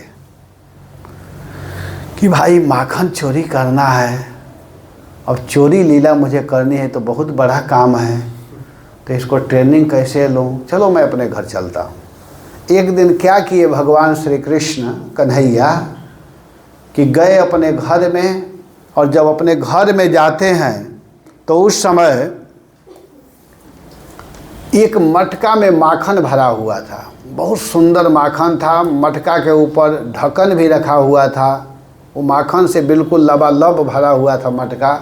और भगवान गए और जा कर के उस ढक्कन को सीधे हटाते हैं, नीचे रखते हैं, और रह करके उसमें से माखन निकाल करके और ले करके अपने मुख के पास आते हैं। अभी यहाँ लाए ही क्यों लगा है, वे मुँह के भीतर गया नहीं, उसी समय जसोदा जी आ गई, कही ओ कान्हा, ओ कन्हैया। भगवान एकदम सावधान, माखन को वही छोड़ दिए। मैया कही क्या कर रहा है तू? तो मैया कुछ नहीं। तो वहाँ क्या कर रहा है? तो मैया मैं यहाँ आया था। तो आया था तब? तो मैं यहाँ आया मटका के पास, तो क्या हो गया, तुम्हारे हाथ में माखन कैसे लगा है? तो भगवान कहते हैं कि मैया जब मैं आया ना तो देखा कि इस मटका के ऊपर ढक्कन ही नहीं था, तो मैं ढक्कन रख रहा था। तो ढक्कन रख रहा था तो माखन कैसे लग गया? तो भगवान कहते हैं मैया जानती हो, जब मैं गया ना तो वहाँ देखा कि मटका के भीतर एक मक्खी पड़ी हुई थी, तो मैं सोचा कि चलो निकाल दूँ, ऐसे रखना ठीक नहीं है। तो मैं उस मक्खी को पकड़ रहा था, इसीलिए हाथ में माखन लग गया। तो मैया कही ठीक है, तो फिर तुम्हारे मुख में माखन कैसे लगा है? तो कृष्ण तुरंत देखिए कैसे विचार करके कहते हैं कि अरे मैया सुनो, जब मैं उस मक्खी को हटा रहा था ना, उसी समय एक चींटी आई और चींटी आकर के यहाँ काटने लगी, उसका ऐसे किया लग गया माखन। मैया कही कि तुम मक्खी भगा रहा था ना, चींटी हटा रहा था, तुम माखन खा रहा था, समझा? तुमको पता है, तो सारा माखन जूठा कर दिया। हम लोगों का नियम है प्रतिदिन भगवान लक्ष्मी नारायण को भोग लगाती हैं, हमारे घर में नित्य पूजा होती है, और तुम आज जूठा कर दिया, कैसे ठाकुर जी को भोग लगेगा? भगवान मन ही मन करें कि जिसको भोग लगाती हो ना वो कोई दूसरा नहीं, मैं ही हूँ, समझी? आज डायरेक्ट खाई हूँ, महाप्रसाद पा लो। लेकिन ऊपर से कहते हो मैया गलती हो गया, और मैं ऐसा गलती कभी नहीं करूँगा। तुरंत कान पकड़ने में आगे हैं ही, कृष्ण पकड़ लिए। मैया कहे कि ठीक है, आज से गलती मत करना। भगवान कहे कि लो, पहला दिन ही मैं पकड़ में आ गया, क्या मैं चोर बनूंगा? सोच रहे हैं, मैं तो सोचा था कुछ बनने के लिए, लेकिन लग रहा है कि बस यहीं पीछा ही रह जाऊंगा, आगे बढ़ ही नहीं पाऊंगा। सोच रहे थे, कहीं चलो घबराना नहीं चाहिए, व्यक्ति को प्रयास करते रहना चाहिए। अभी एक बार ही तो फेल हुआ हो ना, घबराना क्या है? भगवान फिर एक दिन विचार किए कि चलो आज फिर देखता हूँ। फिर दोबारा अपने ही घर में गए, और उस दिन गए तो सोचे कि आज थोड़ा सा माखन नहीं निकालूंगा, पता नहीं मैया कब आ जाएगी, इसलिए थोड़ा ज़्यादा निकालूंगा आज। गए और छोटा छोटा हाथ है ही, ऐसे करके, और मटका में माखन था, सीधा हाथ को नीचे लगा, यहाँ तक चला गया, और ऐसे माखन अभी निकाल ही रहे थे, ऐसे ले कर के। और तब तक जसोदा जी आई, कही ओ कान्हा, ये क्या हो रहा है, क्या कर रहा है, माखन निकाल रहा है? तो भगवान को गुस्सा आया कि माखन निकाल रहा हूँ कि जो तुम हमारे हाथ में कंगन पहनाई हो, इससे मेरा हाथ जल रहा है, उसी को ठंडा कर रहा था इसमें डाल करके। क्या कर रहे हो, क्या कर रहे हो? हाथ में कंगन पहना दी है, हाथ कभी से जल रहा है, और कह रहे क्या कर रहा है? मैं ठंडा कर रहा हूँ। तो मैया जसोदा कि ठंडा हाथ नहीं, पेट के ठंडा करने के चक्कर में पड़े हो क्या? हाथ ठंडा नहीं कर रहे हो तुम, अपना पेट ठंडा करना चाहते हो। मैया बोली, कही कि तुमको समझाने पर भी समझते नहीं हो। कृष्ण फिर चुप। भगवान कहे कि चलो मैया बहुत परेशान कर रही है, अब मैं अपने घर में चोरी नहीं करूँगा, एक पकड़ ही लेती है। आखिर मैं इसका बेटा हूँ तो हमसे तो ज़्यादा ये बुद्धिमान है ना, ये हमको चोर नहीं बनने देगी, लेकिन मुझे चोर बनना है और 1 नंबर का चोर बनना है, 1 नंबर वाला चोर बनूंगा। ये क्या समझती है। चलो गोपियों के यहाँ ही जाता हूँ। बेचारी एक दिन रो रही थी कि मेरे घर कब आएंगे, तो चलो उसी के घर चलता हूँ आज। और भगवान कृष्ण सीधे गोपियों के घर में जाकर के चोरी करने लगे। माखन लीला बड़ा प्रसिद्ध लीला है, इस पर बहुत सुंदर सुंदर भाव है। ये प्रसंग अपने आप में 7 दिन का विषय है। इस पर मैं बहुत बार 7-7 दिन की कथा किया हूँ। तो ये भगवान ने क्या किए कि गोपियों के घर में अब गए हैं, गोपियाँ आ करके उलाहना देती हैं यशोदा जी से कि मैया आपका बेटा जो है हम लोगों के घरों में आता है, चोरी करता है, कभी मटका फोड़ देता है, कभी बहुत माखन को फैला देता है। तो भगवान श्री कृष्ण को आ करके उलाहना देती है। यशोदा जी को अच्छा लग नहीं रहा था। एक दिन यशोदा जी कही कि तुम लोग उलाहना देती हो, मेरा बेटा क्यों चोरी करेगा, अगर चोरी कर रहा है तो तुम लोग ला करके दिखाओ, तब हम मानेंगे कि हमारा बेटा चोरी करता है।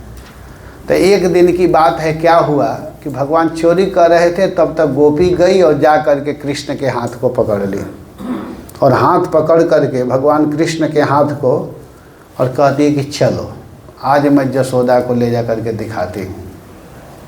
और पकड़ करके जा रही है तेजी में, और एक गोपी का लड़का था जो कृष्ण का मित्र था, सखा था, वो भी जा रहा है।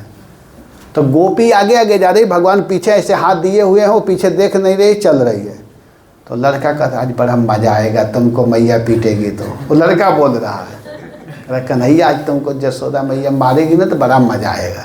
तो कृष्ण कह रहे हैं मज़ा आएगा, तुमको कल से मैं नहीं ले जाऊंगा चोरी में। तब वो उदास हो गया, कहा नहीं नहीं हमको ले चलना। तो कहे कि जो मैं कहूँगा वही करना। दोनों इशारे से बात कर रहे हैं, और मैया तो बड़ा उतावली है कि आज तो मैं दिखाऊंगी यशोदा को। तो कृष्ण कहते हैं अरे गोपी तुम कभी से मेरा हाथ पकड़ी हो, मेरा दर्द कर रहा, इसको छोड़ो, दूसरा पकड़ो। तो पीछे देख नहीं रही, हाथ छोड़ी, वो सीधे उसके लड़के का हाथ पकड़ा दिए और वो पीछे देख नहीं रही, वो लेकर जा रही है। और कृष्ण दूसरे मार्ग से अपने घर आ जाते हैं, और जाकर कहती है यशोदा देखो आज मैं तुम्हारे बेटा को पकड़ करके लाई हूँ।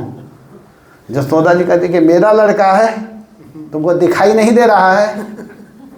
तो पीछे मुड़ती है, तो कहती अरे ये तो मेरा ही लड़का है। उस समय तुरंत कृष्ण दूसरे रास्ते से भागकर मैया के पीछे बैठे और कह रहे देखो मैया, देख रही हो ना, चोरी इसका बेटा करता है, चोर मुझे बनाती है। मैं क्यों चोरी करूँगा, मेरे घर में 9-9 लाख गाय, हमारे घर में माखन की कमी है, इसके घर में 2-4 गाय है और माखन वाली बन रही है। भगवान सामने से खूब बोल दिए। गोपी कही कि अरे ऐसे कैसे गलती हो गया। अब वहाँ से जब आती है तो कृष्ण फिर दूसरे मार्ग से भाग कर आते हैं और कहते हैं देखो तुम मेरा कुछ नहीं बिगाड़ सकती हो, समझी, चली थी चोर बनाने के लिए। गोपी कही बेटा आज बच गया, कल देख लेना।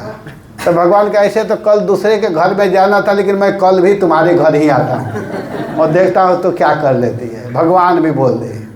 गोपी कही अच्छा आना, देखना कल मैं क्या करती हूँ। भगवान गए, उसी के घर पहुँच गए, और गए जा कर के माखन निकाल करके खा रहे थे, उसी समय गोपी आ गई।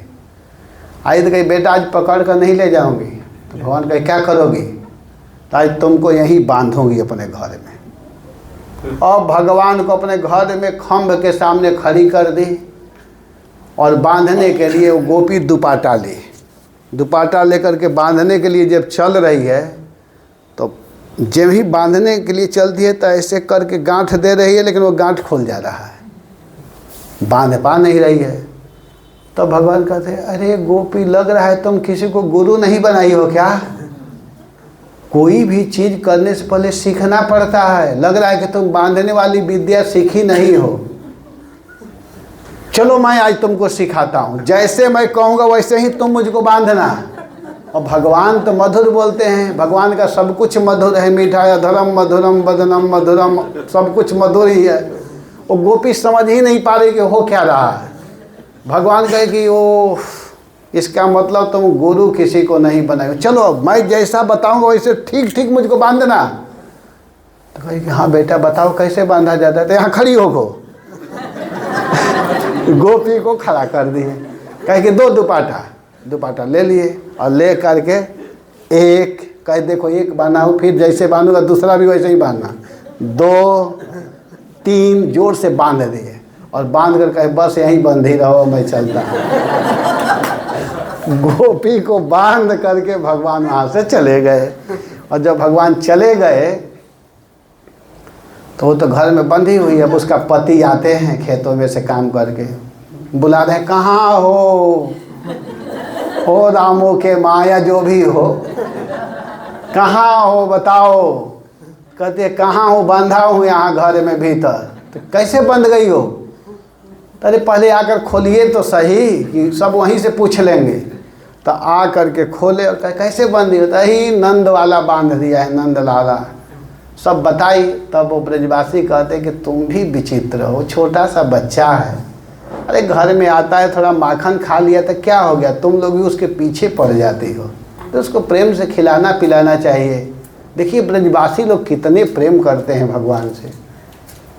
और वास्तव में ब्रज गोपियाँ भी प्रेम करती थी, कृष्ण को देखने के लिए बार बार उलाहना देने जाते थे। कृष्ण के बिना उन लोग का एक क्षण भी मन नहीं लगता था। जित देखो तित वही दिखे, घर बाहर आंगन में, मोहन बस गयो मेरे मन में। गोपियों के मन में भगवान बसे हुए थे। कुंडल झलक कपोल न सोहे, बाजू बंद भुजन में। भगवान सब अंग में रोम रोम प्रति, रोम रोम में छायो रहो तन मन में, मोहन बस गयो मेरे मन में। भगवान गोपियों के मन में बसे हुए थे। तो गोपियाँ इस प्रकार आ करके उलाहना दे रही हैं, फिर भी भगवान पकड़ में नहीं आ रहे। एक दिन की बात है, एक गोपी कहते कि आज तुमको बांधूंगी नहीं, आज तुमको पकड़ करके ही ले जाऊंगी। और ले करके जा रही है, भगवान वहाँ पर रो रहे हैं। इस भजन को मेरे गुरु महाराज गाते थे, गुरु महाराज खुद गाते थे इसको। तो मैं 1-2 लाइन केवल बोलूँगा, ज़्यादा नहीं कहूँगा क्योंकि समय भी नहीं है।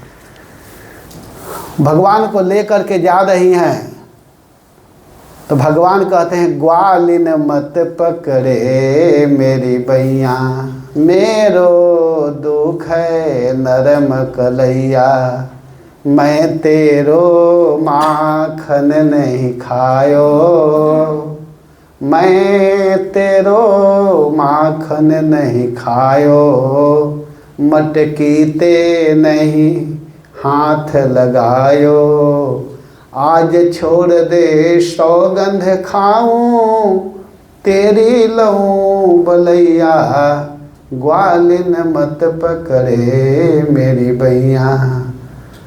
भगवान कहते हैं कि हे गोपी छोड़ दो, मैं अब तुम्हारा माखन नहीं खाऊंगा।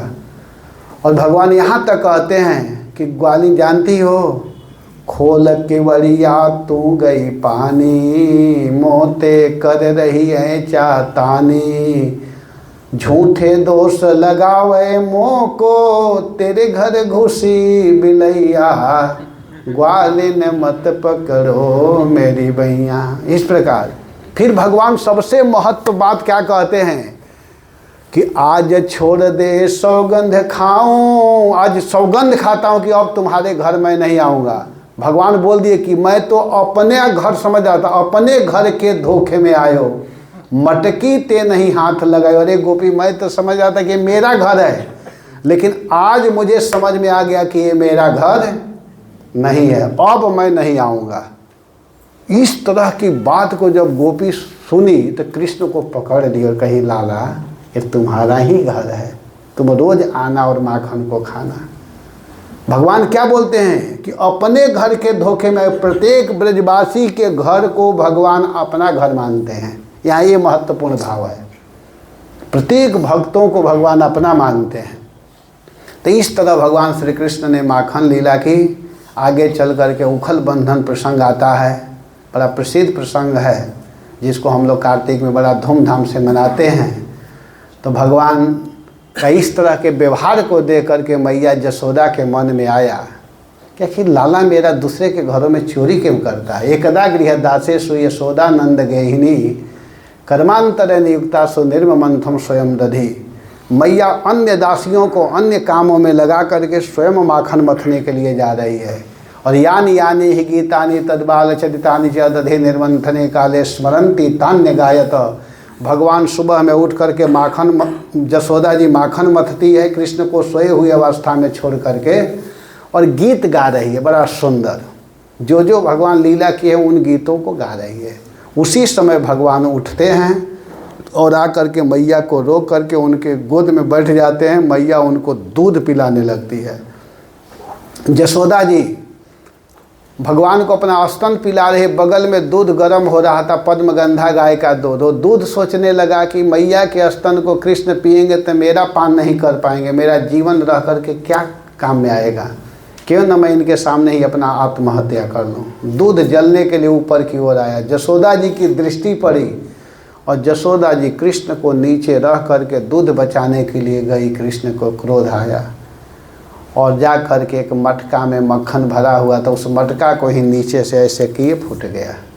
अब कृष्ण भय के मारे भाग रहे हैं, उनके चरणों में मक्खन दही लगा हुआ है, चरण चिन्ह बनता गया। दूसरे घरों में जा करके उखल के ऊपर भगवान चढ़ करके अन्य माखन को स्वयं खा रहे हैं, बंदरों को खिला रहे हैं। उसी समय यशोदा जी जब उधर से आती है तो देखती है कि यहाँ मटका फूटा हुआ है। पहले तो देखी ऊपर से तो दिखाई दे नहीं रहा था, जब ऐसे करती है तो देखती है कि नीचे है।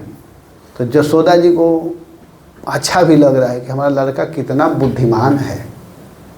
बुद्धिमान है कि बुद्धि का प्रयोग किया, ऊपर ना फोड़ करके नीचे फोड़ा है। बुद्धिमान ही नहीं है, बलवान भी है, मटका को उठाया होगा तभी तो नीचे से फोड़ा है। तो बुद्धिमान भी है और बलवान भी है, लेकिन है बदमाश। तो इसको थोड़ा सा दंड देना चाहिए, नहीं तो बहुत बदमाशी करेगा आगे चल करके। तो यशोदा जी अब पकड़ने के लिए जा रही हैं, हाथ में छड़ी ली हुई है। कृष्ण देखे उखल के ऊपर से नीचे कूद पड़े और भाग रहे हैं। यशोदा पीछे पीछे दौड़ रही है। सुबह से लीला चालू है, मंगला आरती के समय से ही।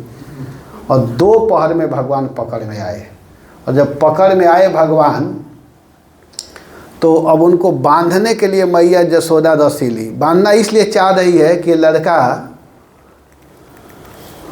बहुत भयभीत है, इसको बांध देती हूँ अभी, और घर का कुछ काम बाकी था उसको करके फिर इसको अच्छा से स्नान आदि कराकर भोजन कराऊंगी। मैया का भाव ये था, इसीलिए बांधना चाह रही थी। लेकिन जब बांधने के लिए रस्सी ली और बांधने के लिए चली तो रस्सी 2 अंगुल कम। यशोदा बार बार बांधने के लिए रस्सी ला रही है, जितनी रस्सियाँ लाई सब 2 अंगुल कम। पहला राउंड में ही पूरे गोकुल का रस्सी लग गया, लेकिन कृष्ण बांध नहीं रहे हैं। यशोदा जी हट कर ली कि बिना बांधे मैं मानूंगी नहीं। तो भगवान पहले तो सोचे थे कि मैं बंधूंगा नहीं, लेकिन जब भक्त के प्रतिज्ञा को देखे तो भगवान बंध गए। स्वमातु श्रीन गात्राया विश्वस्त कबरस्रज दृष्ट्वा परिश्रमम कृष्ण कृपया सिद्ध सुबंधने। माँ के प्रेम के सामने भगवान उस बंधन को स्वीकार कर लिए। यहाँ दो भाव है कि भगवान क्यों नहीं बंध रहे थे और 2 अंगुल कम क्यों हो रहा था। तो एक भाव है कि परिश्रम में कमी थी, जब तक परिश्रम पूर्ण नहीं होता है भगवान नहीं आते हैं। तो इधर मैया यशोदा का जब ही परिश्रम पूरा हुआ तब भगवान की कृपा भी आकर के वहाँ मिल गई, तो भगवान बंधन में आ गए। इसीलिए यहाँ पर प्रभुपाद जी लिखते हैं कि भक्त को परिश्रमी होना चाहिए। स्वमातु श्रीन गात्राया विश्वस्त कबरस्रजम दृष्ट्वा परिश्रमम कृष्ण कृपया सिद्ध सुबंधन। भगवान परिश्रम को देखते हैं, तो भक्त को आलसी नहीं होना चाहिए। यहाँ पर एक बड़ा सुंदर भाव है, परिश्रमी होना चाहिए। और जो परिश्रम करता है तो भगवान उसके बंधन में हो जाते हैं, उसके बंधन को भगवान स्वीकार कर लेते हैं। तो मैया बांध दी, भगवान बंधे हुए हैं। और भगवान बंधे बंधे विचार करने लगे कि मैं मुक्त अवस्था में तो सबको मुक्त करता ही हूँ, चलो आज बंधन अवस्था में भी मुक्त करूँगा। भगवान की दृष्टि अपने घर में 2 वृक्षों पर पड़ी, मल्लार्जुन के ऊपर। उतना दिन तक नहीं पड़ रहा था दृष्टि, लेकिन आज स्वयं बंधन में आए तब समझ में आया कि कितना दुख होता है। तो भगवान की दृष्टि पड़ी, उन उखल को घसीटते हुए गए, उस वृक्ष के मध्य में प्रवेश किए, थोड़ा जोर से खींचे, उसके कारण वो दोनों वृक्ष गिर पड़ा। उसमें से 2 सुंदर पुरुष निकले और भगवान के चरणों में बड़ा सुंदर स्तुति किए हैं। और स्तुति करके फिर वे दोनों अपने पिता के स्थान चले गए जहाँ से आए थे। तो यहाँ पर जब वृक्ष गिरा तो बड़ा ज़ोर से वृक्ष गिरा था, बहुत आवाज़ हुआ था। सभी लोग भागते हुए वहाँ आए। उस समय नंद बाबा भी आए और नंद बाबा आए तो देखे कि कृष्ण बंधे हुए हैं। तो कृष्ण को नंद बाबा मुक्त किए, नंद बाबा ही उस बंधन से मुक्त किए हैं। तो वहाँ प्रश्न होता है कि वो दोनों वृक्ष कौन थे। तो उसके विषय में सुखदेव गोस्वामी ने बताया कि वो दोनों वृक्ष नल, कुबर और मणिग्रीव थे, कुबेर जी के बच्चे थे। वे दोनों एक बार गंगा जी में स्नान कर रहे थे अप्सराओं के साथ में। उसी समय नारद जी आ रहे थे। नारद जी को देख करके देवताओं के जो अप्सराएं हैं वे लोग तो अपना अपना वस्त्र पहन लिए, लेकिन वे दोनों नहीं पहने और बाहर ही मेन रास्ते पर खड़े हो गए। नंद जी नारद जी को अच्छा नहीं लगा। नारद जी उन लोग को दंड दिए, मतलब एक तरह से श्राप दिए, कहे कि जाओ तुम लोग वृक्ष योनि को प्राप्त हो जाओ, क्योंकि तुम लोग इस तरह का गंगा जी में अपराध किए हो। तो फिर वे दोनों वृक्ष योनि को प्राप्त हुए थे। और नारद जी कहे कि दिव्य 100 वर्ष के बाद तुम लोगों का उद्धार होगा, भगवान जब आएंगे तो वहीं भगवान द्वापर में आकर के उन दोनों का कल्याण किए। ये सब प्रसंग है। आगे चल कर के भगवान, एक बार की बात है, भगवान कृष्ण बच्चों के साथ में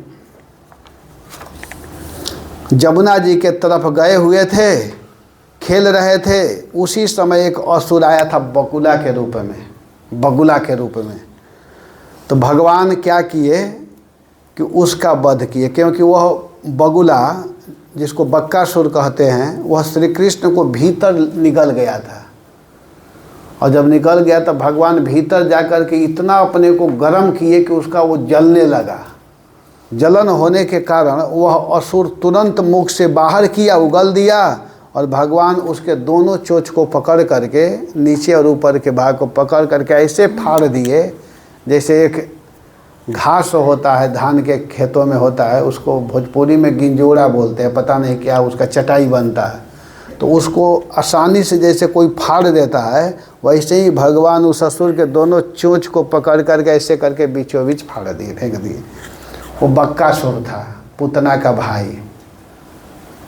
बक्की कहते हैं पुतना को, वो बक्क था, बक्कासुर, बक करोती, उसको बगुला कहते हैं, बगुला के रूप में था। तो उसका वध भगवान किए। उसी का छोटा भाई था जिसका नाम था अघासुर। तो अघासुर को भी भगवान मारे हैं। अघासुर अजगर के रूप में था और बहुत विशाल उसका शरीर था, मुंह को ऐसा फैलाया हुआ था, ऐसे करके ऐसा था कि बच्चे जब गए तो समझे कि बड़ा सुंदर रोड बना हुआ है, लाल लाल और उसमें प्रवेश कर रहे हैं और बात कर भी रहे हैं, कह भी रहे हैं कि देखने में तो अजगर जैसा लग रहा है, लेकिन घुस रहे हैं और फिर कह रहे हैं कि अरे हम लोग के साथ में बकारी है तो किस बात की चिंता है। बकारी माने पुतना का जो शत्रु कृष्ण है, तो फिर क्या सोचना है। और वो सोच रहा था कि जब सब आ जाएंगे, कृष्ण भी आ जाएगा, तो एक साथ मैं सबको समाप्त करूँगा। तो भगवान जब उसके भीतर गए तो अपना मुख बंद किया, और जब ही बंद किया तो भगवान क्या किए कि अपने शरीर को इतना विशाल करने लगे, इतना बढ़ाने लगे कि उसका पेट ही फट गया। जैसे कोई ज़्यादा हवा भर देता है ट्यूब में तो फट जाएगा ना, वैसे ही एयर टाइट कस दिए भगवान उसके शरीर को।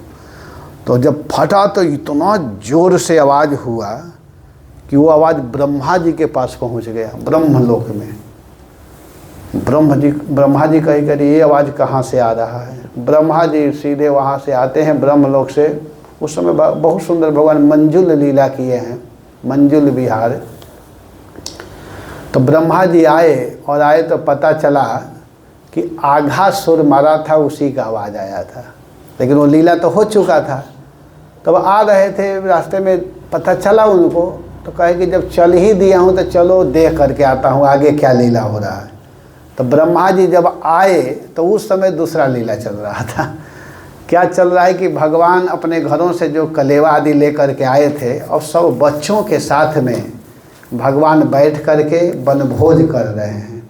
जितने बच्चे हैं ब्रजवासी बच्चे सब चारों तरफ से बैठे हुए हैं, बीच में कन्हैया हैं, कृष्ण भगवान। देखिए भगवान सब बच्चों को लग रहा है कि मेरे तरफ देख रहे हैं, क्योंकि भगवान तो जिधर चाहेंगे उधर उनका मुख हो जाएगा।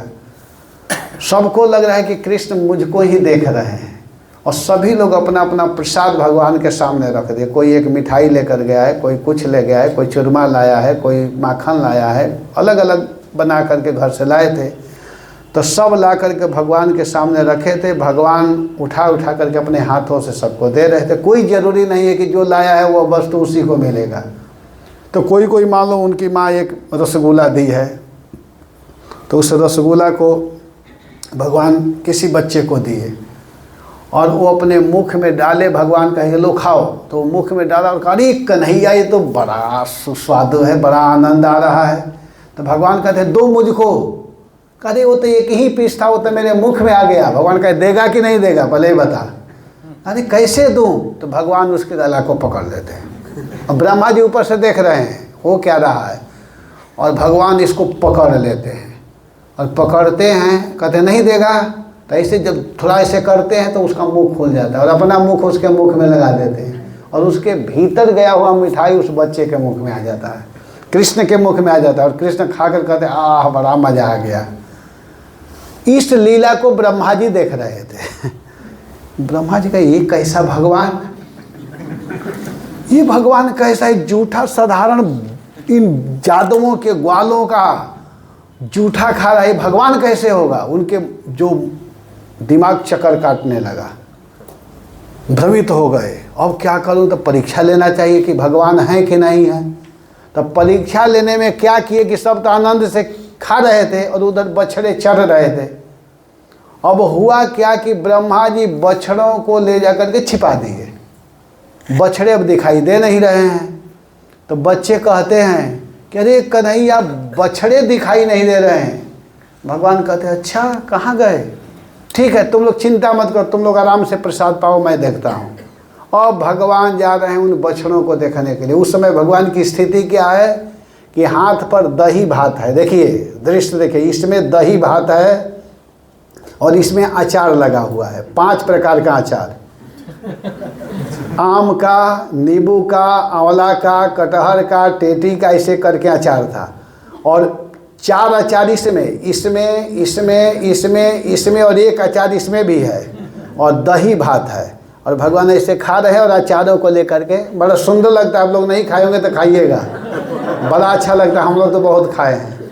दही भात और अचार बड़ा अच्छा लगता है, भगवान कृष्ण बड़े प्रेम से खाते हैं। तो ऐसे खा रहे हैं और खोज रहे हैं, ढूंढ रहे हैं कि बछड़े कहाँ गए। तब तक ब्रह्मा जी क्या किए कि इधर आए और इधर आकर के जितने बच्चे थे उन बच्चों को भी ब्रह्मा जी छिपा दिए।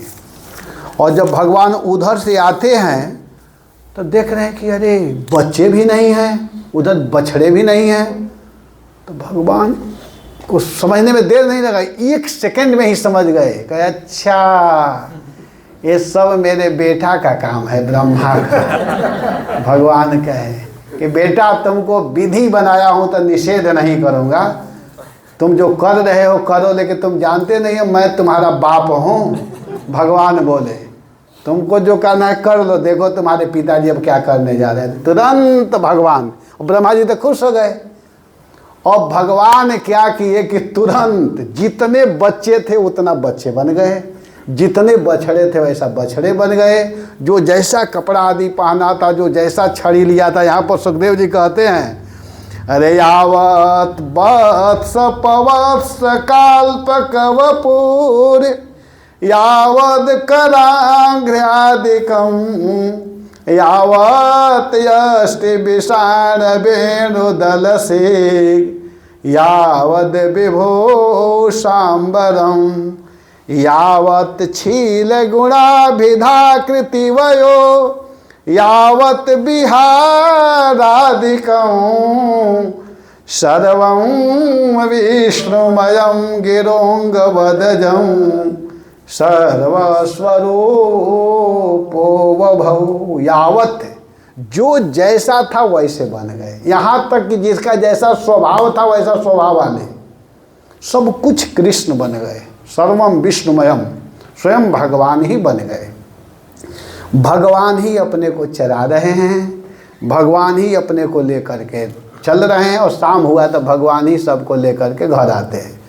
अब हुआ क्या कि जब भगवान स्वयं बछड़े बन गए और बच्चे बन गए तो सारी गायों अपने बच्चों से प्रेम कर रही हैं। गोपियाँ अपने अपने बच्चों को बड़े सुंदर ढंग से स्नेह कर रही हैं, क्योंकि वो स्वयं भगवान बने हुए हैं। और यह लीला एक दिन नहीं, 1 साल तक चलता रहा, कंटिन्यू। हमेशा रोज जाना रोज आना, किसी को पता नहीं चल रहा है। बलराम जी उस दिन नहीं थे जिस दिन अघासुर का वध हुआ था, तो जान करके भगवान नहीं ले गए थे बलराम को। इसलिए नहीं ले गए थे कि अगर ले जाऊंगा कहीं अघासुर का वध करूंगा, कहीं ये पक्ष न ले ले, क्योंकि अनंत शेष के रूप है ना बलराम जी। कहीं उनका मन में आएगा कि अरे इसका पक्ष ले लेना चाहिए, तो इसीलिए ले नहीं गए थे। अब हुआ क्या कि लीला रोज चल रहा था, चलते चलते चलते अब साल में 2-3 दिन बाकी था। तब तक हुआ क्या कि एक दिन हुआ क्या कि इधर भगवान उन बछड़ों को चरा रहे, बलराम जी भी उस दिन थे साथ में, लेकर के जा रहे हैं। उधर गिरिराज जी के तरफ गोप लोग गाय चरा रहे थे। तब तक गायों की दृष्टि अपने बछड़ों के तरफ पड़ा। बछड़े भी इधर से जा रहे हैं, उधर से गाय आ रही थी। और गाय जब ऊपर से देखी अपने बछड़ों को तो रंभाती हुई गिरिराज जी के तरफ से ऐसे छलांग लगाते हुए आ रही है कि झाड़ियों को ऐसे छलांग मार करके पार करके क्रॉस करके अपने बच्चों का आकर के दूध पिलाने लगी। तो बलराम जी देखे कि अरे कन्हैया ये क्या हो रहा है, ऐसा तो मैं कभी नहीं देखा था। ये गाय पूरा इसे उछाल मार करके आकर के दूध पिला रही, बात क्या है। कृष्ण हंस दिए, मुस्कुरा दिए। बलराम जी कहते बताओ बात क्या है। तो भैया जानते हैं जितने बछड़े हैं ना वो सब मैं ही हूँ, और जितने ग्वाल वाले हैं कोई दूसरा नहीं, मैं हूँ। देखिए बलराम जी भी उतना दिन तक समझ नहीं पाए थे, इसीलिए कहा गया है कि मुह्यंती यथ सूरय, बड़े बड़े सूरी, सूरी माने बलराम जैसे व्यक्ति भी मोहित हो जाता है। अन्यों को तो बात ही छोड़ दीजिए। वो हैं भगवान सत्यम परम धीमहि, वो हैं श्री कृष्ण, जिनको समझने में बड़े बड़े लोगों की बुद्धि चकराने लगती है। भगवान जिस पर कृपा करते हैं वही समझ पाता है, जान पाता है। तो इस प्रकार भगवान बताए बलराम को, लेकिन कहे कि भैया आप किसी को बताइएगा मत। मैं आपको बता दिया लेकिन ये लीला किसी को बताना नहीं है। देखिए हो क्या रहा है।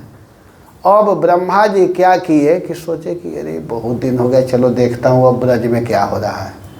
तो आते हैं तो देखने उसी मस्ती में कृष्ण बच्चों को चरा रहे हैं, ग्वाल वालों के साथ खेल रहे हैं। तो अरे जहाँ मैं रखा था वहाँ से भाग करके तो नहीं ना गए। ब्रह्मा जी जब वहाँ गए तो देख रहे हैं वे सब वहीं हैं। फिर आते हैं तो देख रहे हैं यहाँ कभी इधर कभी उधर रेप राइट कर रहे थे। तब तक इधर देखते हैं कि जितने हैं वो विष्णु रूप में दिखाई दे रहे हैं।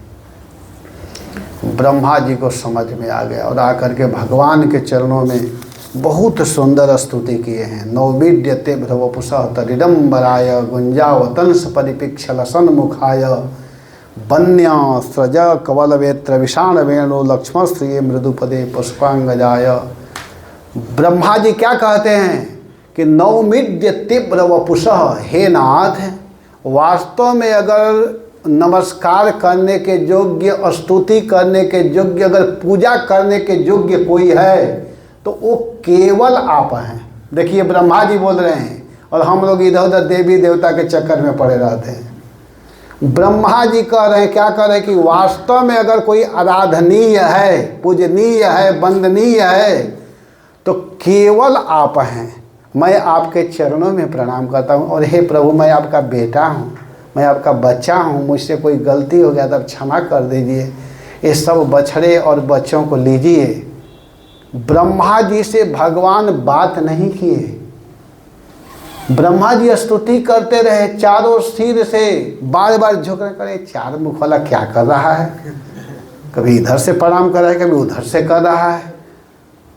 भगवान देख रहे हैं लेकिन ब्रह्मा जी से बात नहीं किए। क्यों नहीं किए? भगवान को बड़ा गुस्सा आया था ब्रह्मा पर, इसलिए गुस्सा आया था, सोचे कि इतना बदमाश है कि मेरे भक्तों को मुझसे अलग कर दिया था 1 साल के लिए, इसलिए मैं इससे बात नहीं करूँगा। बड़े नाराज थे और इंद्र पर बड़े खुश हैं भगवान। बाद में सुनिएगा, ये प्रसंग तो आज ही कहना था लेकिन समय हो रहा है। तो हुआ क्या कि भगवान श्री कृष्ण ब्रह्मा जी से बात नहीं किए, कहे कि ठीक है, चुपचाप फिर वो चले गए प्रणाम करके। और इसके बाद में अब भगवान फिर क्या किए कि अपने रूप को हटा लिए और वे लोग जो थे पहले वाले वे हो गए। तो वर्णन आता है कि उस समय जो 1 साल तक जो कृष्ण बने हुए थे बच्चे रूप में, उस समय बहुत गोपियों का, जो लड़कियां उस समय थी, बहुत लड़कों के साथ में उस समय विवाह हुआ था। तो उस समय सच पूछे तो भगवान से ही विवाह हुआ था, वो सब भगवान के ही रूप में थे ना, तो उन लोगों से हुआ था, इसका मतलब कृष्ण से ही विवाह हुआ था। तो ये सब बहुत सुंदर सुंदर लीला है। आगे चल कर के भगवान सुखदेव गोस्वामी कहते हैं, कालिये के विषय में बता रहे हैं, कालिये नाग के विषय में। कालिये नाग के कारण यमुना जी का जल दूषित हो गया था। भगवान उस यमुना के जल में प्रवेश किए और प्रवेश करके उस कालिये का मान मर्दन किए। भगवान कालिये के फन के ऊपर भगवान नृत्य किए हैं। उसकी पत्नियां आकर के भगवान के चरणों में प्रार्थना करती हैं, कहती हैं कि हे प्रभु, ये कालिये कितना भाग्यशाली है, जिस चरणों के लिए बड़े बड़े ऋषि जोगी महर्षि लोग तपस्या करते हैं, ध्यान करते हैं, तप करते हैं, आज वही चरण उसके मस्तक के ऊपर पड़ रहा है। ये किस सौभाग्य का फल प्राप्त हो रहा है, किस पुण्य का फल है, हम लोगों को समझ में नहीं आ रहा है प्रभु। फिर इसके बाद भगवान कालिये को बार बार कह रहे थे कि इसके कारण इस यमुना का जल दूषित हो गया है। तो कालिये यहाँ पर कहता है कि प्रभु आप हमको दोष ठहरा रहे हैं, लेकिन मेरा दोष नहीं है। बताइए मेरा दोष कहाँ से है? मेरे स्वभाव को कौन बनाया है? आप हमारे भीतर विष दिए हैं तो मैं अमृत कहाँ से उगलूँ? बताइए, हमारे भीतर विष है तो विष ही निकलेगा ना। तो जब इस प्रकार कालिये भगवान से बोला तो भगवान उस समय चुप हो गए थे। भगवान को 3 लोग चुप कराए हैं, बाली, बलि और काली। 3 लोग भगवान को चुप करा दिए थे। भगवान के पास कोई उत्तर नहीं था। जैसे कालिये यहाँ कहा कि मेरा स्वभाव तो आपने ही बनाया है ना, इसमें मेरा क्या दोष है? कहेंगे ठीक है, लेकिन तुम यहाँ से जाओ, रमणक द्वीप चले जाओ। कहा प्रभु हमको बड़ा भय है, गरुण मुझको मार देगा। भगवान कहे कि नहीं नहीं, अब गरुण तुमको नहीं मारेंगे, क्योंकि तुम्हारे ऊपर मेरे चरणों का चिन्ह है। अब गरुण जी देखेंगे कि इसके माथे पर तिलक है, तब तुमको मारेंगे नहीं, तुमको प्रणाम करेंगे, मित्रवत व्यवहार करेंगे, जाओ। तब कालिये क्या किया कि वृंदावन से चल करके यमुना के मार्ग से फिर गंगा जी में प्रवेश करते हुए सागर में जा कर के समुद्र के रास्ते से वो रमणक द्वीप चला गया। रमणक द्वीप मतलब फिजी, इस समय जो देश है फिजी देश है, वहाँ पर उसका स्थान है। तो कालिये चला गया। फिर आगे के लीलाओं में बड़ा सुंदर वर्णन करते हुए प्रलंबासुर के विषय में बताते हैं कि प्रलंबासुर का वध भगवान बलराम जी ने किया। एक बार की बात है, भगवान कृष्ण बलराम ग्वाल बालों के साथ में भांडीर वट के पास गए हुए थे। वहाँ पर बहुत सुंदर लीला कर रहे थे। वे लोग आपस में लीला कर रहे थे भांडीर वट में कि जो व्यक्ति हारेगा, 2 दल हो गया था, जो हारेगा वो अपने पीठ पर बैठा करके इस वट वृक्ष के पास तक जाएगा। तो सब खेल रहे थे, तो उसी समय वो असुर भी आ गया था, प्रलंबासुर। प्रलंबासुर क्या किया कि कृष्ण के पक्ष में हो गया। कृष्ण के पक्ष में हो करके और खेल रहा था, वो हार गया। तो बलराम जी को अपने पीठ पर बैठा करके ले जा रहा था, लेकिन जो नियत स्थान बनाया गया था वहाँ से आगे जाने लगा। बलराम जी समझ गए कि ये कोई ग्वाल बाल नहीं है, ये असुर है, तो उसका वध किए हैं। वहाँ पर बहुत लीला है। उसी जगह पर मुंजाटवी का जो जंगल था उसमें आग भी लगा हुआ था, वहीं का ये सब लीला है। और वहाँ लीला एक आता है, दुर्वासा जी वाला भी प्रसंग आता है कि दुर्वासा जी वहाँ पर उसी क्षेत्र में आसपास में सब लीलाएं हैं कि दुर्वासा जी से मिलने के लिए गोपी जन गई थी प्रसाद लेकर के। उन गोपियों के ऊपर भी जो दुर्वासा जी हैं उन्होंने कहा था कि अगर जीवन में कभी दुर्वासा न खाया हो तो जमुना तुम रास्ता दे दो। और जब आने का समय हुआ था तो यमुना जी में जल था। भगवान कृष्ण बोले थे कि जीवन में कभी कृष्ण किसी स्त्री आदि से बात न की हो तो यमुना मार्ग दे दो। और दोनों विपरीत बोल रहे हैं। कृष्ण हमेशा गोपियों से ही बात करते थे और दुर्वासा जी जितना आइटम ले गई थी सब खा गए थे। लेकिन यहाँ मेन भक्ति की बात कही गई है, तो वो सब वहाँ का लीला है। फिर आगे चल कर के वेणु वर्षा ऋतु शरद ऋतु का वर्णन किया गया है, और वर्षा ऋतु शरद ऋतु के बाद फिर वेणु गीत का वर्णन किया गया है, वेणु गीत। इसके बाद में एक बार की बात है, गोपीजन छोटी छोटी बच्चियाँ जमुना जी के किनारे व्रत कर रही थी, कात्यायनी व्रत। कात्यायनी जी की पूजा कर रही थी और पूजा करते हुए पूजा तो कर रही थी कात्यायनी जी की। कात्यायनी महामाये महायोगिन्यधीश्वरी नंद गोप सुतम देवी पति में कुरुते नमः। हे कात्यायनी जी, अगर आप मेरी पूजा भक्ति से प्रसन्न हो तो कृपा करके हमको पति रूप में कृष्ण को दे दो। हम नंद गोप सुतम देवी, नंद के जो सूत हैं उस कृष्ण को हम पति बनाना चाहते हैं। तो इस बात को सुन करके गोपियों के भाव को सुन करके देवी तो बहुत प्रसन्न हुई।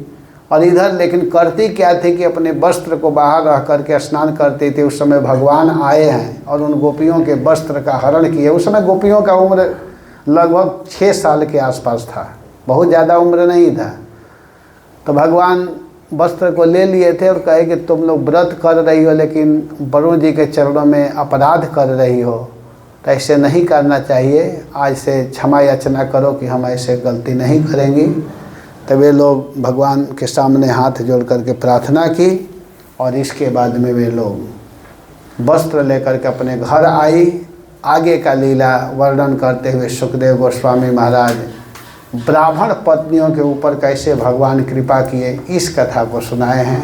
ये भी वृंदावन का ही लीला है। भतड़ौर बिहारी जो हैं वहाँ की लीला है कि एक बार भगवान गायों को चराते हुए वहाँ गए थे। उनको बहुत ज़ोर से भूख लगी। बच्चे सब कह रहे हैं कि हे कृष्ण, आप सब शत्रुओं का वध कर दिए हैं, एक शत्रु और हम लोग को परेशान कर रहा है। भगवान कहे वो कौन शत्रु है? तो बच्चे कहे कि भूख है। भूख भी तो एक शत्रु है, अब इससे भी निवारण कीजिए।